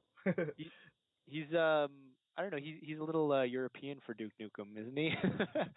He can pull it off. Does he have an accent? I've heard him with just a proper like English American accent. I'm pretty sure. Okay, because anytime I see Dolph Lundgren, I just think I must break you. That doesn't really fit with Duke Nukem for me. But I picked Chris Pratt for better or for worse, because I just want to see him give it a shot as like not guy that like more anti-hero than, I mean, Star-Lord's not even an anti-hero, but he's like just a more crass, like disgusting, terrible person. And I don't think Chris Pratt can do it, but hey, if he wants to give it a shot, I'm all for it. Let's skip to Captain Price from Call of Duty. He's kind of a basic character, but I'm curious because he's like very prominent in the Call of Duty franchise. Like he's probably the only one that's in almost all of the Call of Duty games, except for the ones that are like in space and like in Vietnam. Yeah. The flashback ones. Yeah. So or like the World War II one. But yeah, who do you guys see as Captain Price? Carson, as someone who's never played any Modern Warfare. I didn't feel very passionate about this one way or another, but I went with Andy Serkis. Oh man. As more of like because I originally went with Tom Hardy, and I was like, okay, that's boring, so I'll just go with Andy Serkis instead. Hey, I picked Tom Hardy. I was literally thinking Tom Hardy. I think Tom Hardy's the right choice, but I didn't want to like. There was a few ones where I was like, okay, I think I guess what everyone else is gonna pick, so I'm not gonna pick that person, and that's what okay. I guess you made the right choice then. In that spirit. Wait, Andy, did you pick Tom Hardy too? I did, only because I just looked up pictures. I'm not really too into the Call of Duty games, so I was just like, Tom Hardy would do pretty well in this kind of role, so sure. Perfect. Yeah, no, I mean, like, he fits the character perfectly, like Carson said. But, yeah, Joe, who did you pick? I picked Chris Evans, just because I always felt like Captain Price was, typical Army, captain kind of dealio, and Chris Evans always has that Army captain or Army soldier attitude and look to him, even without Captain America, like, just in general. So I kind of went with him. Okay, but the big question is, do you think Chris Evans can pull off a Scottish accent? I believe he could do anything. Captain America is. So Captain America, not even Chris Evans. Captain America as Captain Price. Yes. Even though never mind. Even though Captain Price is the SAS. Okay, Kratos from God of War. I think I'll lead with Andy on this one because you are more passionate about this series than the Canadian ones? I would say Dave Bautista, but the voice is Christopher Judge, same guy who does it for God of War 4. Just because, I don't think you can. Again, that's just the character now, especially with the new game and the success and the storyline they built. I don't think you can take away that voice, but you do need a character who looks a lot more like him. And I think Batista has, he's aged not as much as Kratos has in the newest game, but I think he can pull off that look. And Batista's huge, and that's exactly what you're looking for. Okay, that's fair. Joe. Me, I always have to cast this guy at least once. I picked your choice for Captain Price, Tom Hardy, from if he had the same body as Dark Knight, Bane, and then he just grew out a beard, and I think he could pull off Kratos. Okay. I picked Winston Duke, who is M'Baku from the Black Panther movie. Nice. Oh yeah, I can see that. Yeah. I feel like there would be a huge controversy over Kratos becoming black. I picked Gerard Butler. I felt like that was an obvious choice. But that was my first choice originally, but I wanted to switch it up. Yeah. Oh, okay. That was like, it was pretty basic. Yeah. Okay. I don't know if you guys how familiar you guys are with Dutch van der Linde from Red Dead Redemption 2. But basically he's kind of like he's the leader of like a outlaw group. He's like a pragmatic speech giver. He's like very motivational, like scoundrel type. So to give you an idea, I picked Jeffrey Dean Morgan. Kind of like just continuing his Negan. Like, because if you remember, okay, sorry, I'm going back into TV, but like in The Walking Dead, Negan's whole thing, or Jeffrey Dean Morgan's whole Negan thing, is that he's just like, he's monologuing all the time. He's got the same demeanor, like, oh, how about this? Mm-hmm. Like, I felt like that captured Dutch van der Linde very well. What about you guys? Carson? I didn't know any of those things about the character, so I picked Adam Driver. Oh my god. Adam Driver's gonna have a busy summer. How about Andy? Sorry. No, go ahead, Joe. Oh, me? For me, who did I go with? I went with, this is just on looks. I've never played Red Dead Redemption. Don't know the character's bio. I went with Daniel Day-Lewis. For me, the character I was thinking was Gangs of New York, the guy he played there, or the guy he plays in a lot of movies. Good choice. Andy. I went with Josh Holloway, the guy who shows up in the paintball episode for Community, the second time they do it. I'm so sorry to go back to TV shows, but that's like okay. The only thing I can think of. I was like, I don't really watch many westerns, and I just figured this guy looks pretty good. Oh man, you have to. Westerns are awesome. Have you ever seen Tombstone? No. Oh my god, that movie will put hair on your chest. I mean, I'm sure you already do, but it gave me one. No, but Tombstone is the ultimate like posturing, like tough guy Western movie. It's great. I'm gonna add it to the list with Brightburn since you guys mentioned it. Please do. Okay. So I have another recasting here. Leon Kennedy and Claire Redfield, which was one that I'm passionate about. So I'll go first. I picked Chris Evans because Leon Kennedy is kind of like Mr. America type guy. Yeah. But also if I wanted the movie to bomb, then I would pick Chris Pine or Liam Hemsworth. And then as Claire Redfield, I picked Elizabeth Olsen because she should be in everything. For me, I picked for Leon Kennedy, I picked Sam Giganet. He's if I'm saying that right, he's Never Back Down. He's one of the characters in that. And for Claire Redfield, I picked Emily Browning. Oh yeah, from Sucker Punch. Sucker Punch, yeah, the main character there. Yeah, that's me. Cool. I feel like I may have really misjudged these characters, but I picked Lakeith Stanfield for Leon Kennedy, and then Claire Foy for Claire Redfield, not because of the name. Who's Claire Foy? Claire Foy. I'm looking. Claire Foy was in like a million movies like 2 years ago. Everyone thought she was going to be like the next hottest actress, and then like she just hasn't done anything for the last 2 years. But she was in a movie called Unsane, which I really liked. And she was also in what was the Neil Armstrong movie called? First Man. Yeah, she was in First Man. Anyway, really good actress, and like from what I was reading about Claire Redfield, she felt like she did that. I don't think I've ever seen this woman in my life. Okay, cool. Andy, you didn't go yet, did you? No, I again, I don't really play too much Resident Evil, so I just kind of like Chris Pratt just sounds like I like a really good actor. And then Claire Delevingne for Claire Redfield. I don't know, or that's a good one Cara too. Delevingne. Yeah, Cara Delevingne. Oh, yeah, yeah. I want to see those. Yep. Okay. Let's recast Chun-Li and M. Bison. Andy. Obviously, you're going first. Yeah, I don't know that one's hard. Like I really don't know because I don't know any Asian actresses, and I didn't want to search the same way you guys did. So I didn't really. I couldn't think of one honestly because I don't know who.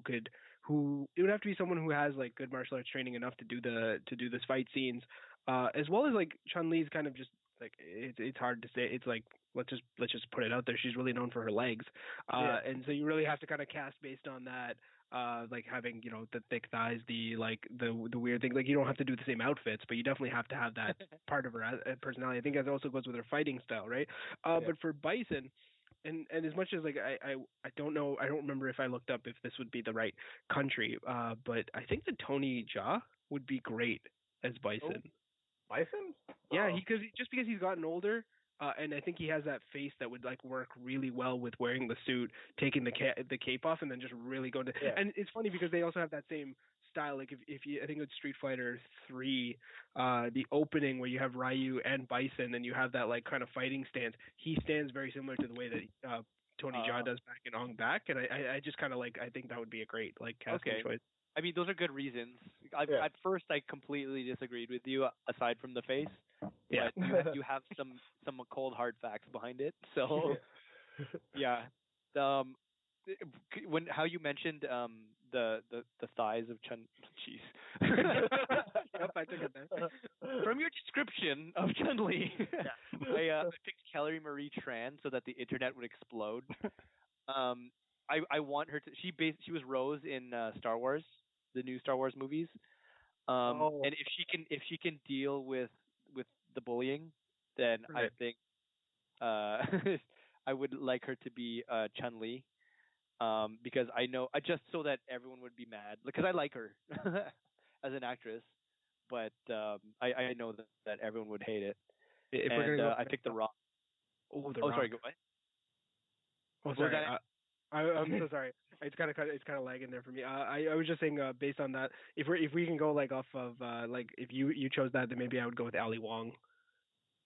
Ali Wong. Oh, I can see that. Comedian, yeah. Sorry, go ahead. That was bad. Go ahead. That's fine. No, and so yeah, M. Bison is The Rock. I think just in size and stature and charisma, I think The Rock would be a good counterweight to Raul Julia, who's the original M. Bison. For me, I would do Chun-Li. I'm going into TV series. But there's a TV series on Netflix called Wu Assassins. There's a girl there named Lee Jun-Lee, and she actually, I'm not sure if she does her own stunts, but she does do martial arts in the movie too. And I think her build might be not close, because we all know Chun-Li's thighs are like the size of like a body, like just a regular shoulder to shoulder. Yeah, thighs counter. But so I totally agree with that though. She has to have like the giant thighs, but I think she might pull off a close enough character to Chun-Li in her stature as well. And for M. Bison, I thought of Josh Brolin just because of Avengers. M. Bison, to me, he was always just giant big dude in the suit. And I was just strictly thinking Avengers of Josh Brolin having just that attitude and kind of bad villain vibe. Yeah, that's fair. Carson? So for this one, and like I was mentioning before, how I'm a bit of a contrarian, and so I might think there's an obvious one and then try to pick something different. This was the only one where I thought of the obvious one, and I was like, this is the only person to play this role, based on the strength of recent Black Mirror episodes. But I went with Palm Clementif for Chun Li. Mantis. Have Wait, you who? seen the new Black Mirror episodes? He I basically have. plays that character. I don't know how similar it is because I don't know Chun Li like the actual character, but like it seems close enough that like she could play that role. And then for I mean, there M, are some big differences. I just want to say, sorry, there are some big differences between her character in Black Mirror all right, well I'm going and based Chun. on pictures, so that's it.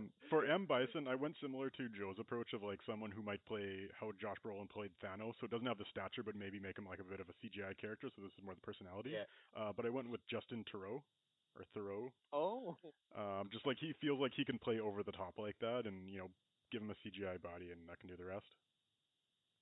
okay. Yeah, no, that's cool. I agree. And that's it. If you at home disagree, agree. If you have a better casting, let us know on Instagram. I will post Mm. my like 3 or 4 favorite of these, and I'll make an Instagram like Photoshop for the castings. Cool. Yay. Yeah, because the one I did last time was completely terrible. So Yeah, you're not allowed Carson to be should on do. Instagram anymore. Oh, I'm gonna keep making them. I enjoyed. So I mean, let's move on. All right. So as we do in every episode, we're going to ask our guests a few questions to get them to get to know them a little better. Jesus, that beer is hitting different during quarantine. Um, so it'll be a quick couple rounds for you, Andy and Joe. I tailored one of these specific questions to what I know about you guys, and you're gonna know exactly which one it was because you'll see. Let's go first. So Andy. Sure. All right. Andy takes the being volunteered by Joe. Andy, I also tried to make these at least one of them, topical. It's 3 questions each. Jesus Christ. It's hitting different. Okay, Andy, number 1. Which video game movie character would make a good teacher? Oh my God, that's wow. It had to be in a movie and a video game. Movie and a video game and a Like- good teacher. Yes. No explanation. I just need a name. You just need a name. That would be Professor Oak. Oh shit, that's a good one. Would you rather get eaten by a velociraptor or a pack of Compsognathus, which is like the tiny ones, the tiny dinosaurs that like swarm people? Oh, the raptor. Oh, okay, yeah, same here. So if you're in a movie like Contagion, how would the virus kill you? Like, what kind of virus would it be, and how would it kill you? Topical. Oh God. I don't even Sorry, know. that's sensitive. You know what? I just hope it's just like I go to sleep and don't wake up. That's all I hope. Okay, so it's like the one in. Have you seen Serenity? Yeah, a long time ago. Yeah. With like the Firefly movie, where like the whole planet they just like lay down and. And that's it. Yeah, that definitely. Okay, cool. That's it. I'm sure everyone knows who you are now. Joe. Oh, it's me now? All No, right, it's all right. Let's our go. other guest. Okay, Joe. Yep. Which video game movie character would you like to take to a rave? Ooh, video game movie character. Okay, let me think, because I'm trying to think of all the video game movies. Angelina Jolie, Tomb Raider. I thought you would have picked Chun-Li, but Sex, Mary Kill. Sex, Mary Kill. Nemesis, the Predator, and Indominus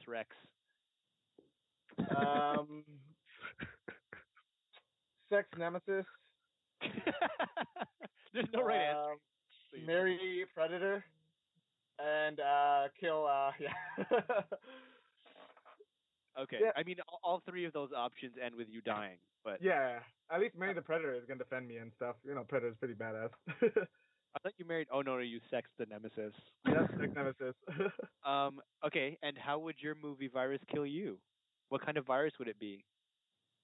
It would be something between. It would. I think it would more or less still just be a zombie virus. Something along the lines of something like that, where it's taken over everyone, and then I unknowingly have it, and then end up dying and taking a few people with me. Piece of shit. I'm that guy in the movie. I think that answer lets us know the most about any of us. So thank you for being upfront, and I will not protect you during the zombie apocalypse. Perfect. Carson, what do we have next on the agenda? So our last two segments to finish off this episode is going to be similar but reversed. One, what video games would be best to make into a movie adaptation, and then we're going to talk about which movie would be best to make into a video game. So the first one we talked about this a few times, but now we can kind of dive into it directly. But what video games would make the best movie adaptations? And I think there's a few things to pick at there. One being, what are the elements that make something better for a movie adaptation better than others? And maybe also some predictions of which ones you see out there would be good for an adaptation. So I'll go first on this one just to start the conversation off. I had a few ideas here. For me, it's really hard to say that video game adaptations is its own genre, because in my mind, video game is just a medium, and there's so many different things. In that genre, you have everything from GTA to Pong to Need for Speed. And so to say there's so many different things there. It's almost like saying what book should be adapted, and can something be a good adaptation from a book, because there's so many different types of books. So in my mind, I was looking for a few key things that I think would make something bring more value to the IP in terms of making a movie.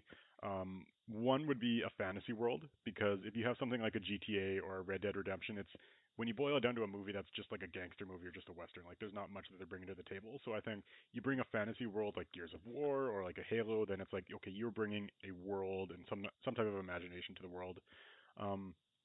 I also think iconic outfits, going back to the comparison to superhero movies, you want to have a main character who is iconic, even if you can sub in any actor who has their face and has their personality. There's probably going to be some changes to that character, but if you can have an iconic outfit, then that helps you kind of adapt that character. And again, thinking about what value does the IP bring to the table, I like to see that.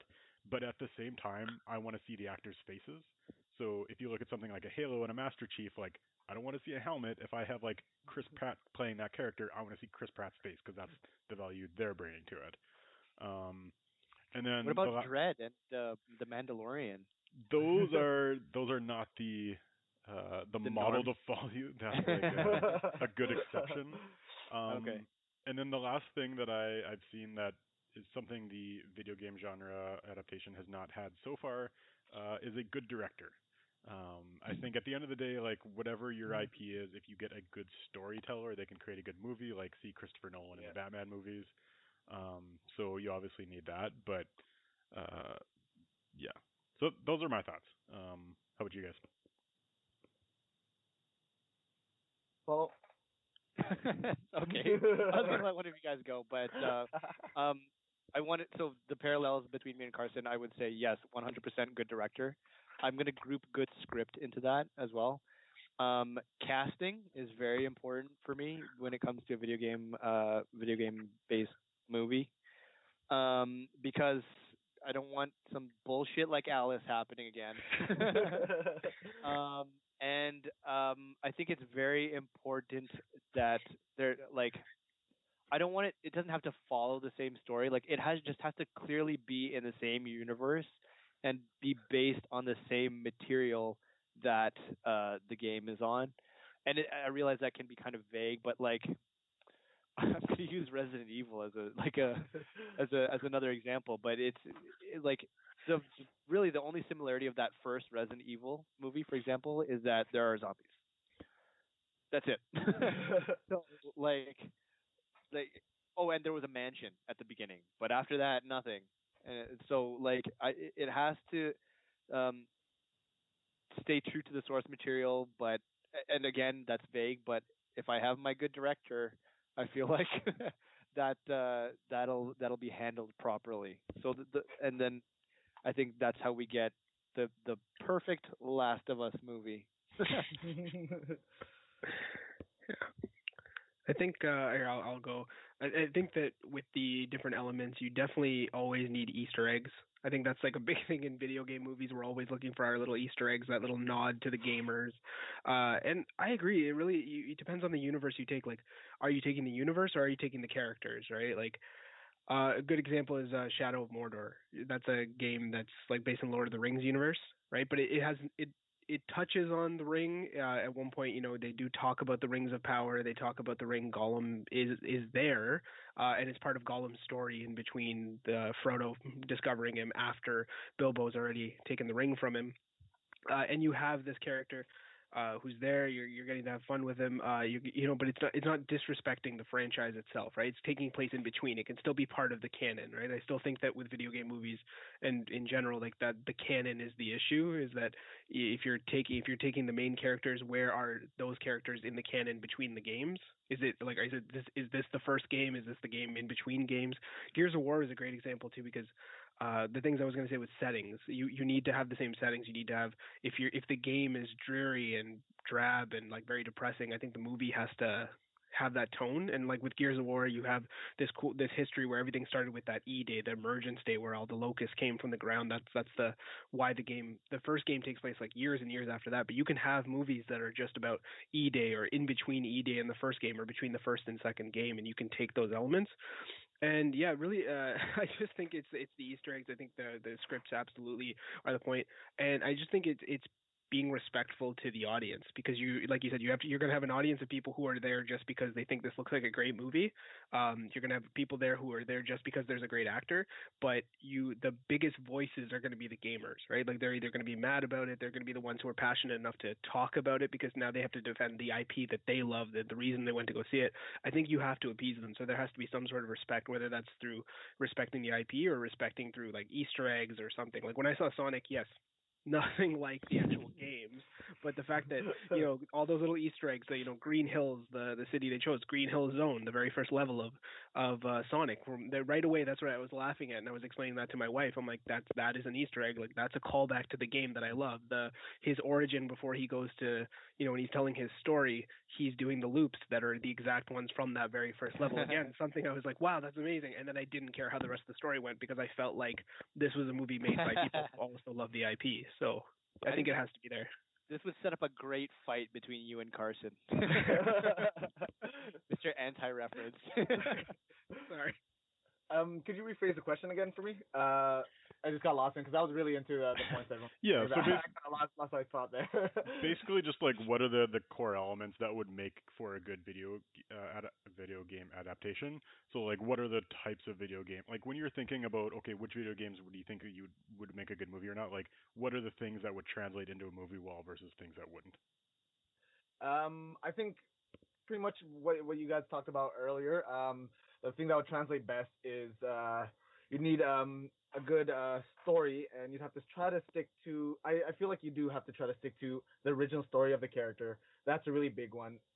Same type of personality too. If the character in the game is playful, or if they're the joking type that doesn't take anything nonchalant, and you play someone that let's say like Chris Evans is a bad example, but just someone that just has that solid badass person attitude to them, it kind of takes away from the character. So staying true to the story, the casting is a really important one too. You got to cast the right people, and yes, Joe, and a good director too, because for some of the other movies, sometimes that's where they fail. The director, I feel like sometimes they try to make it a movie they try to appeal to both audiences, but they just don't do it correctly. the people that are just watching a movie for the sake of a movie for entertainment, and the people that are actually hardcore fans that are into it. So they lose the balance there of entertainment and trying to stay to the storyline. So fuck you, Louis Bowl. You mentioned, Paulo, that it would be a good fight between me and Andy, but I actually really agree with Andy's points. Even though like I hate references in movies, like I hate references for the sake of references. If they're egregious, yeah. But it's more like for me when you have a movie story like flowing along and then you kind of bring the whole thing to a stop just to make a reference, and then the story has to start back up again. Like Andy's point, like I watched a Sonic movie. I didn't know that Green Hills was the name of the first episode, but it didn't matter. Like that's not something that brought the movie and the story to a halt. It's just a name that they use for the town. And it calls back, and if you're a fan of the video games, you get it. If you're not, it doesn't disrupt anything for you.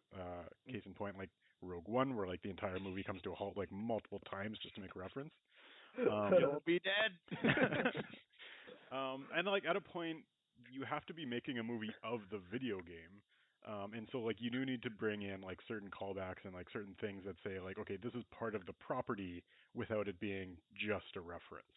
And when you have like a property like Sonic, there isn't like a big rich narrative, and so you have to take things that are just part of like the mechanics of the game and make a story out of it. So for me, that works. Um, and I also like Andy what you were talking about of making stories between the stories, because I don't think you can take a video game narrative that is 40 or 80 hours long and adapt it into a 2-hour movie, because there's too much story. It's a different medium, and so you need like I really think you need to take the characters in the world and build your own story around it. Like I don't want to see them do the same story that's in a video game. Like I don't think that'll work. I think it'll take someone who just understands the spirit of the property and reinvent it. Like tell your own story that is appropriate for that world, not just like adapt it. Yeah. That's why for me, for like the whole casting, as long as the character stays true, the story it could change from something you've already seen in the game, or even just a side story that's nothing in the game or nothing to do with the game, as long as they stay true to that. Stay true to the character and the universe. At the very and the least. universe. Like, if you want to change the story, fine, but like it has to be clearly set in the same place and time where the game is taking place. Yeah. So that said, like if you were to think of movies coming on the horizon that were almost to be like the Iron Man of the video game movie genre, like the thing that really launches big success, like what would be your predictions or like things that you think really could launch the genre and be really successful as a movie?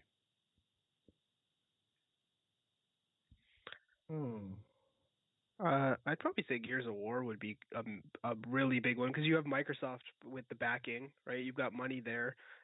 They're really taking big risks in what they're doing, obviously with xCloud and stuff. And hopefully, if they're trying to push that property, I think that would be amazing, because I think the money is where that's where it really separates, right? If you don't have the resources behind it, you're not gonna be able to push it, because Gears of War has that rich history. But you can bring someone in who's not a fan by telling the story of Emergence Day, or telling anything between the games. You can introduce Marcus, because when we go into the first game, Marcus is in jail for crimes that he committed.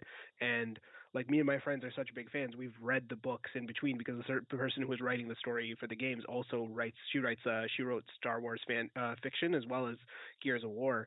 And she just told incredible stories, and I think that you could have and there's been games where we've seen actual characters who are never mentioned before. Like they have their story of what's going on while Marcus and Dom and them are doing their thing. I think Gears of War could have that, because it's full of action. There's so much grimness.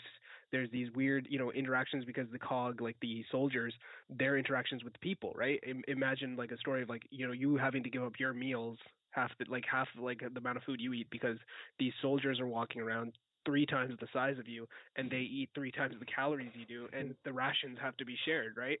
I want to say that people wouldn't relate to that, but then you also have people who are, protesting quarantine outside, right? So we have like it's relatable. There's a lot of richness there. There's a lot to work with. There's a lot of human elements, and I think you could make a really great story out of it. That property especially. So it's definitely accessible. Gears of War came up for me because it checked a lot of the boxes that I was talking about, of like you have that great fantasy world, you have the iconic outfits, and you can still see people's faces, so you could cast different people in those roles. The thing for me that kind of holds it back is it's a bit too grim for it to have like super mass appeal.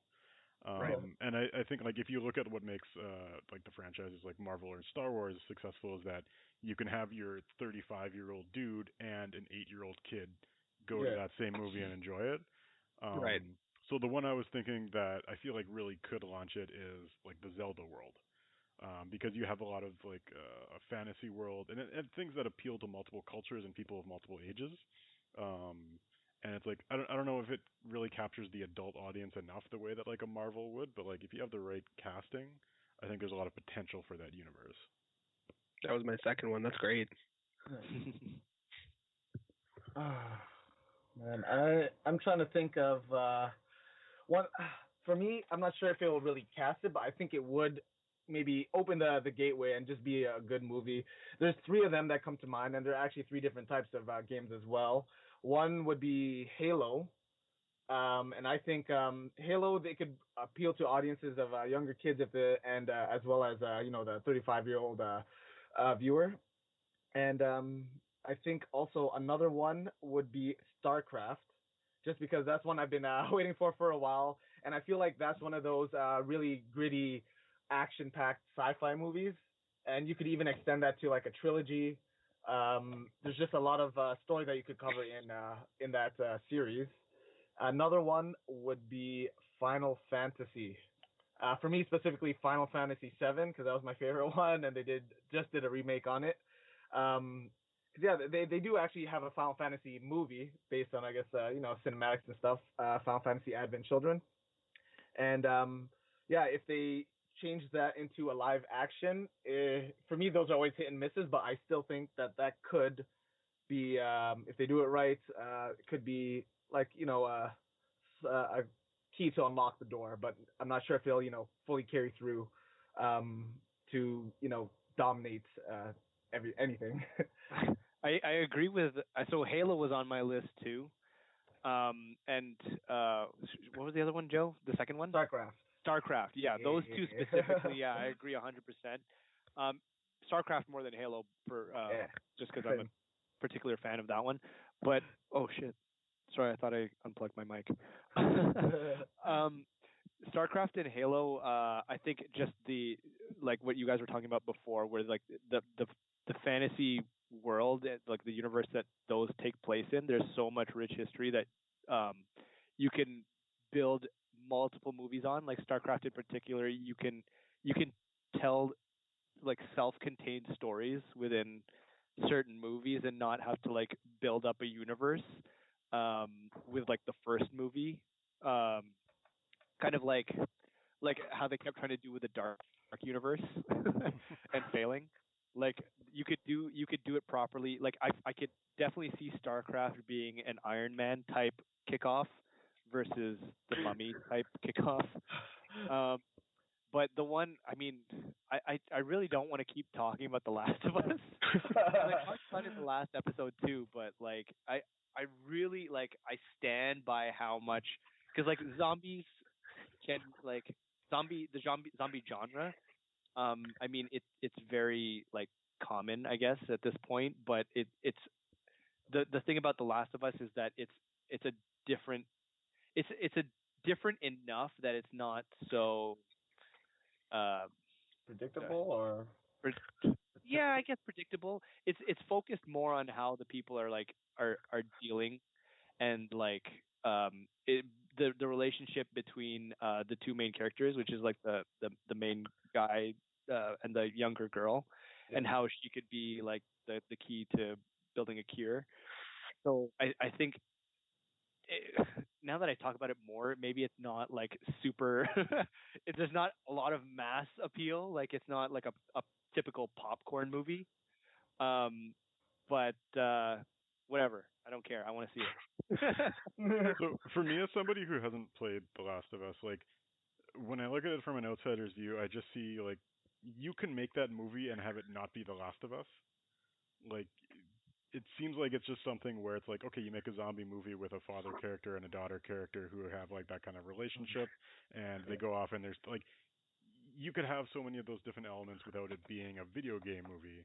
And it's just like for me, the IP doesn't bring as much to the table. It's just it's a movie that has a really good narrative told. It was executed well, it's not necessarily built into the IP itself. Yeah, I would say. Or sorry, good. Well, no, I was just gonna say I think that's like there's a double-edged sword there because it's not just about the game. Like, just like Logan, it's an X-Men movie, but it's a good movie in itself without if you take out the X-Men stuff. But that's there's also. When I think about the value of an IP, like, of course, if you get a good director and a good screenwriter and you execute it really well, anything could be a good movie. But when I think about the value that an IP brings to the table, I think if you have an average director and an average movie and you just make just a total middle of the road average movie, is that something you're going to want to rewatch? Is that something you're going to rush out to see opening weekend at the theater? Or is it like, does that IP bring something on its own that even if it's executed mediocrely, it's still going to have value to it, without putting all of the onus on the filmmakers to make a good movie? Because obviously, yes, you have good filmmakers, it's going to be good. I mean, ideally, it would be a good movie, but no, but yeah, no, yeah, that makes sense. And in that case, I would pivot towards like something like StarCraft or Halo. But I just had to get that mention in there for my own. I'm surprised that was, by the way, that was one of the few castings you skipped over. Yeah, I thought you were gonna go after the last of Us.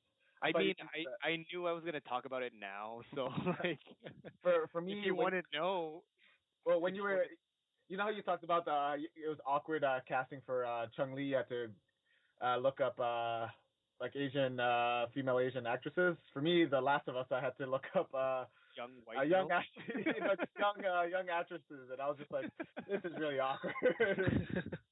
Yeah, so I picked a shitty casting for that, but I do think Last of Us would make a good movie. I don't know longevity wise how it would be. I feel like StarCraft does have a richer background. Yeah, I mean, like, it's not gonna kick off a whole like, oh well, I guess that's what like a trilogy or a series or something here, but it's not gonna kick off a whole like multiple like a trilogy of Last of Us 2. But also, when you're talking about kicking off something, it doesn't need to be like kicking off a cinematic universe. No, yeah. I think like one thing the video game genre struggles from is attracting good filmmakers. And if you make a good movie like a Logan, where it's like, okay, show the world and show filmmakers that there are good stories to tell within this genre, maybe you attract better directors who all of a sudden start creating better content. So in terms of kicking off, it could kick off in that way. Well, see, no, that's it. But that's exactly where my mindset is. Like, if you're making a good movie, I think like that just so happens to be rooted in a video game, then I think that like that's why The Last of Us is a good choice. But I feel like that happens as a phase too. Like, video game or superhero movies got popular, and now people are looking at, oh, the Logan or the Black Panther, the Joker of the world. Where it's like, now let's make legitimate superhero movies. It doesn't start like that. Yeah. But if we want to talk like about starting, like I agree with Paulo. I think The Last of Us would be a good movie. I'm gonna say I did actually put it down as one of the ones I would not choose as in the beginning, only because I think that The Last of Us has way too many layers. Like on the like from the outside in, I agree with you, Carson. It's like, you could literally tell that story with anyone, right? Zombies is not that far off of father-daughter like substitute, sure, but there's so many layers and you need that time. Like I would say that would be like a 4-movie series, right? You do one for each season because the seasons play a part. Yeah, TV series. You need the time for it. If you want like something, I chose Gears of War because like that's where my heart is and that's what I want to see. But if we go straight marketing, then the Uncharted series I think is the only one that really it appeals to all audiences. It's a heist movie, right? You can tell a heist movie in between it. It's always like rooted in historical fiction. It's essentially The Mummy. You just have that fun action movie. You have this established character that every game reintroduces himself. He's not that different than any other action movie star, quite honestly. You like him because he's likable, right? And I honestly think Nathan Fillion deserves to be Nathan Drake. I think that's the only casting. But you have all the same tropes, right? You have the girl that he's always chasing in every game that like just happens to get away because he can't kick the habit of like stealing artifacts. And you have the old man who's like his sidekick but also his mentor, right? You have all these things that people are familiar with, but then you're taking the IP of something and you can take a kid to it because it's pretty family friendly for the most part, other than the guns, but they see worse. So do you think Tom Holland is going to be the one to kick that off because he's going to be playing him next year. Was that a thing? Yeah. Oh, they're making a movie for it?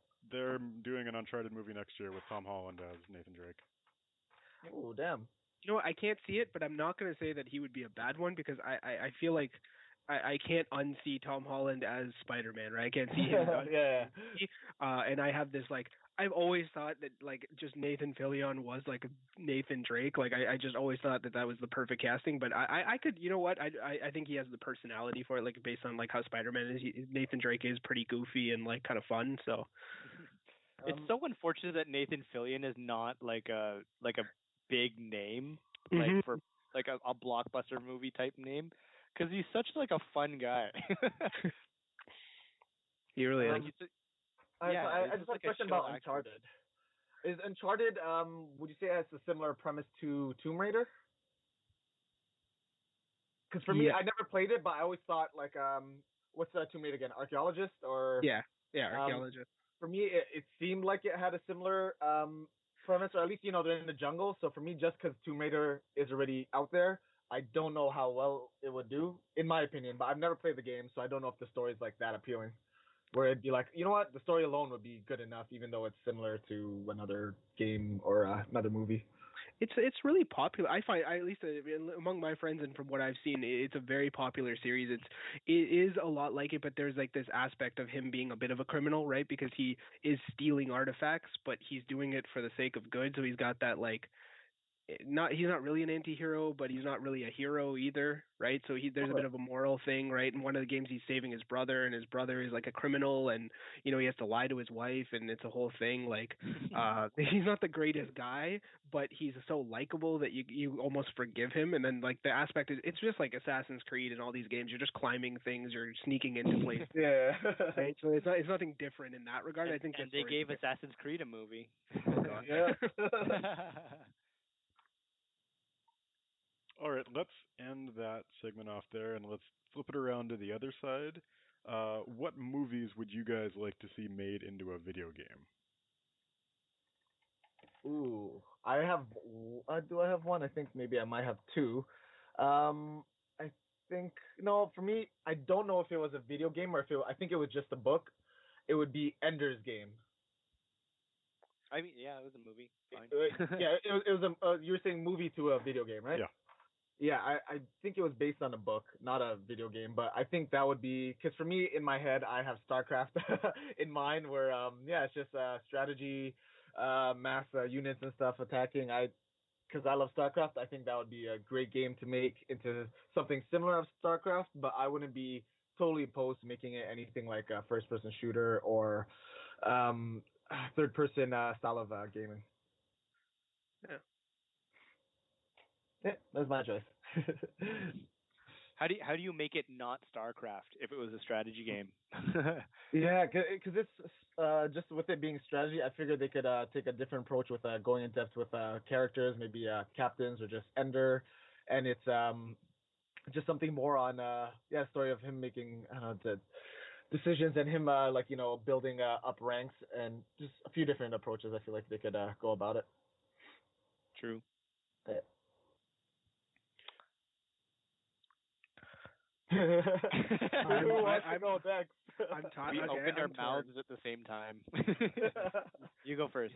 All right, I'm torn between the two. I got the Terminator, but the first two movies, and Underworld, just because I think that they're fun action games. Like I think you could do some fun stuff with it. I mean, who doesn't want to shoot vampires? And like have that like cool sequence where you shoot the floor and fall through it and stuff. But and I just think Terminator, time travel, like John Connor. I think there's like really fun little like side things you could do, and you could have an open world game of some sort with that. Yeah.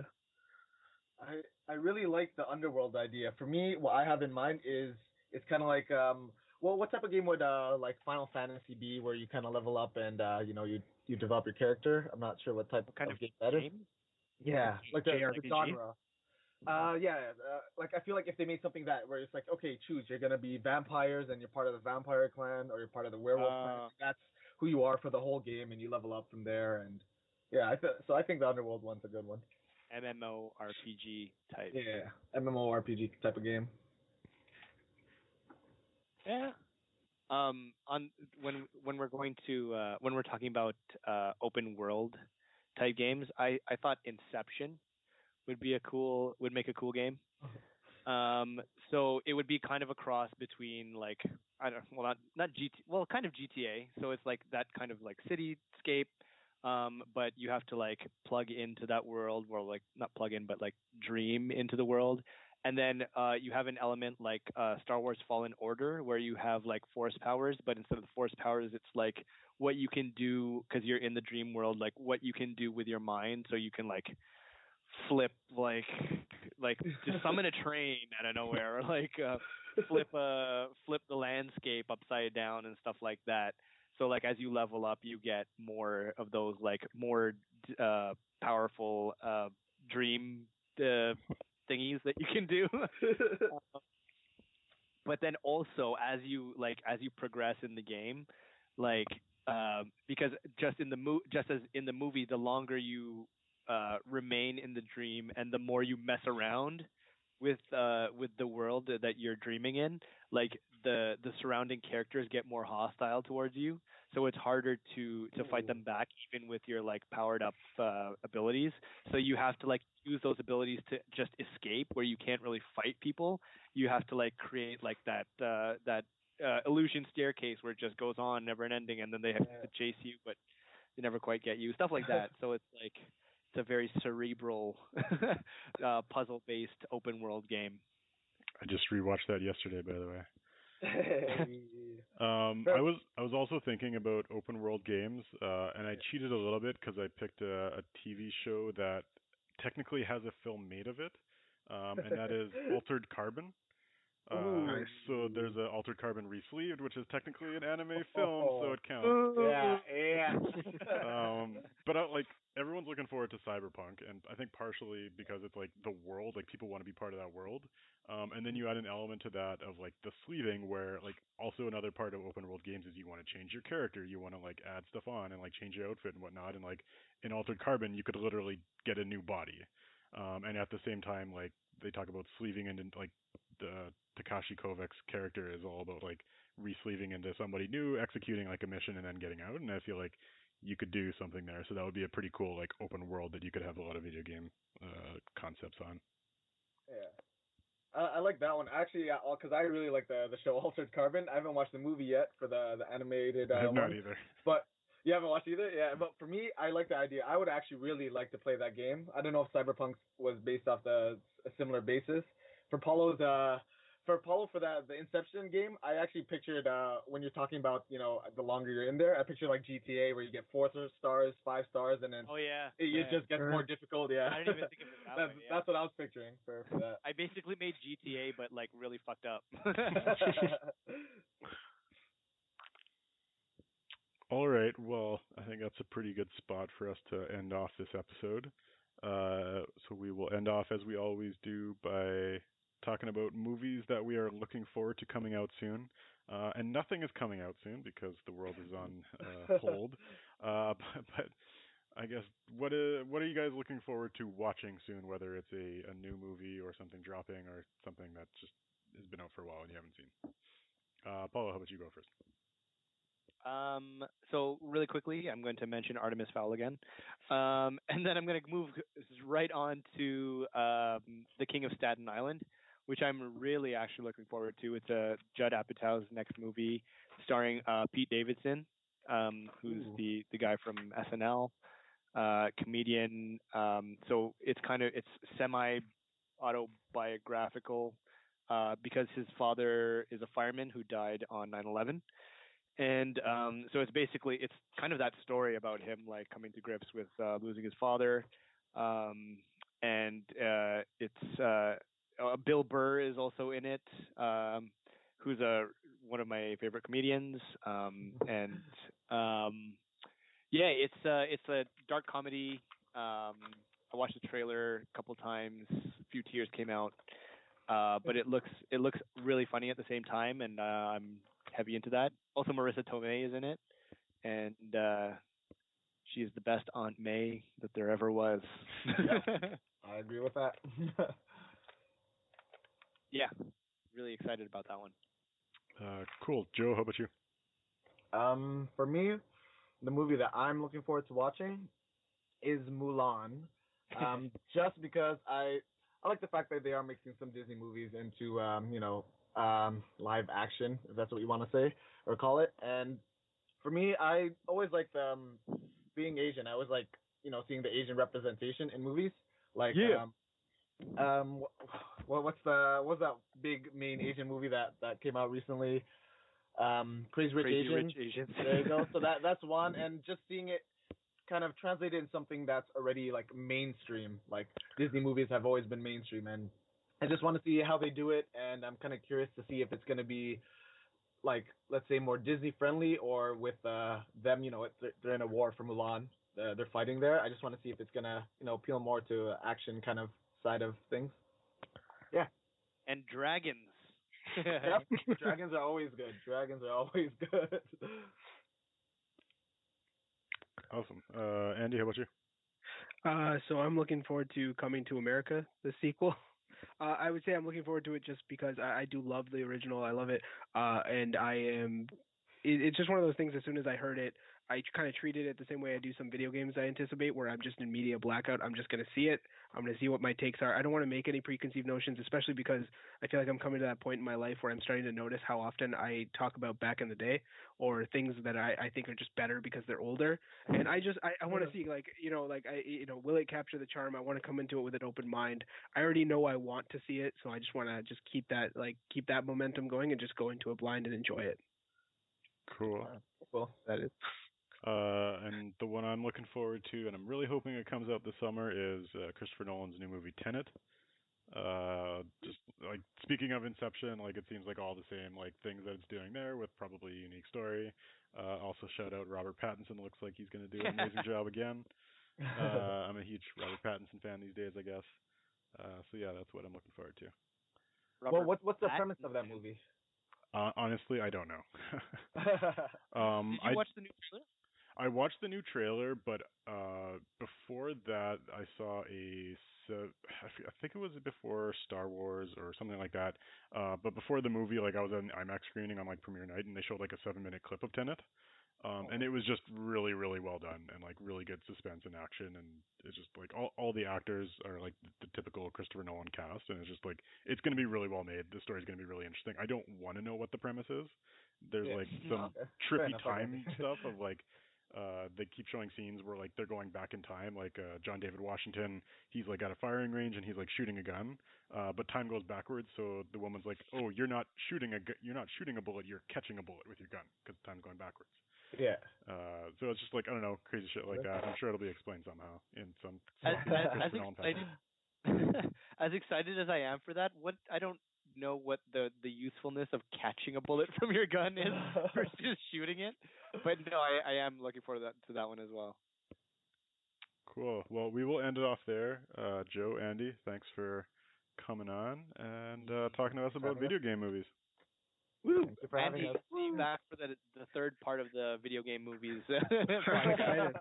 I'm excited. It'll be awesome. Thanks, guys, for having us. Bye.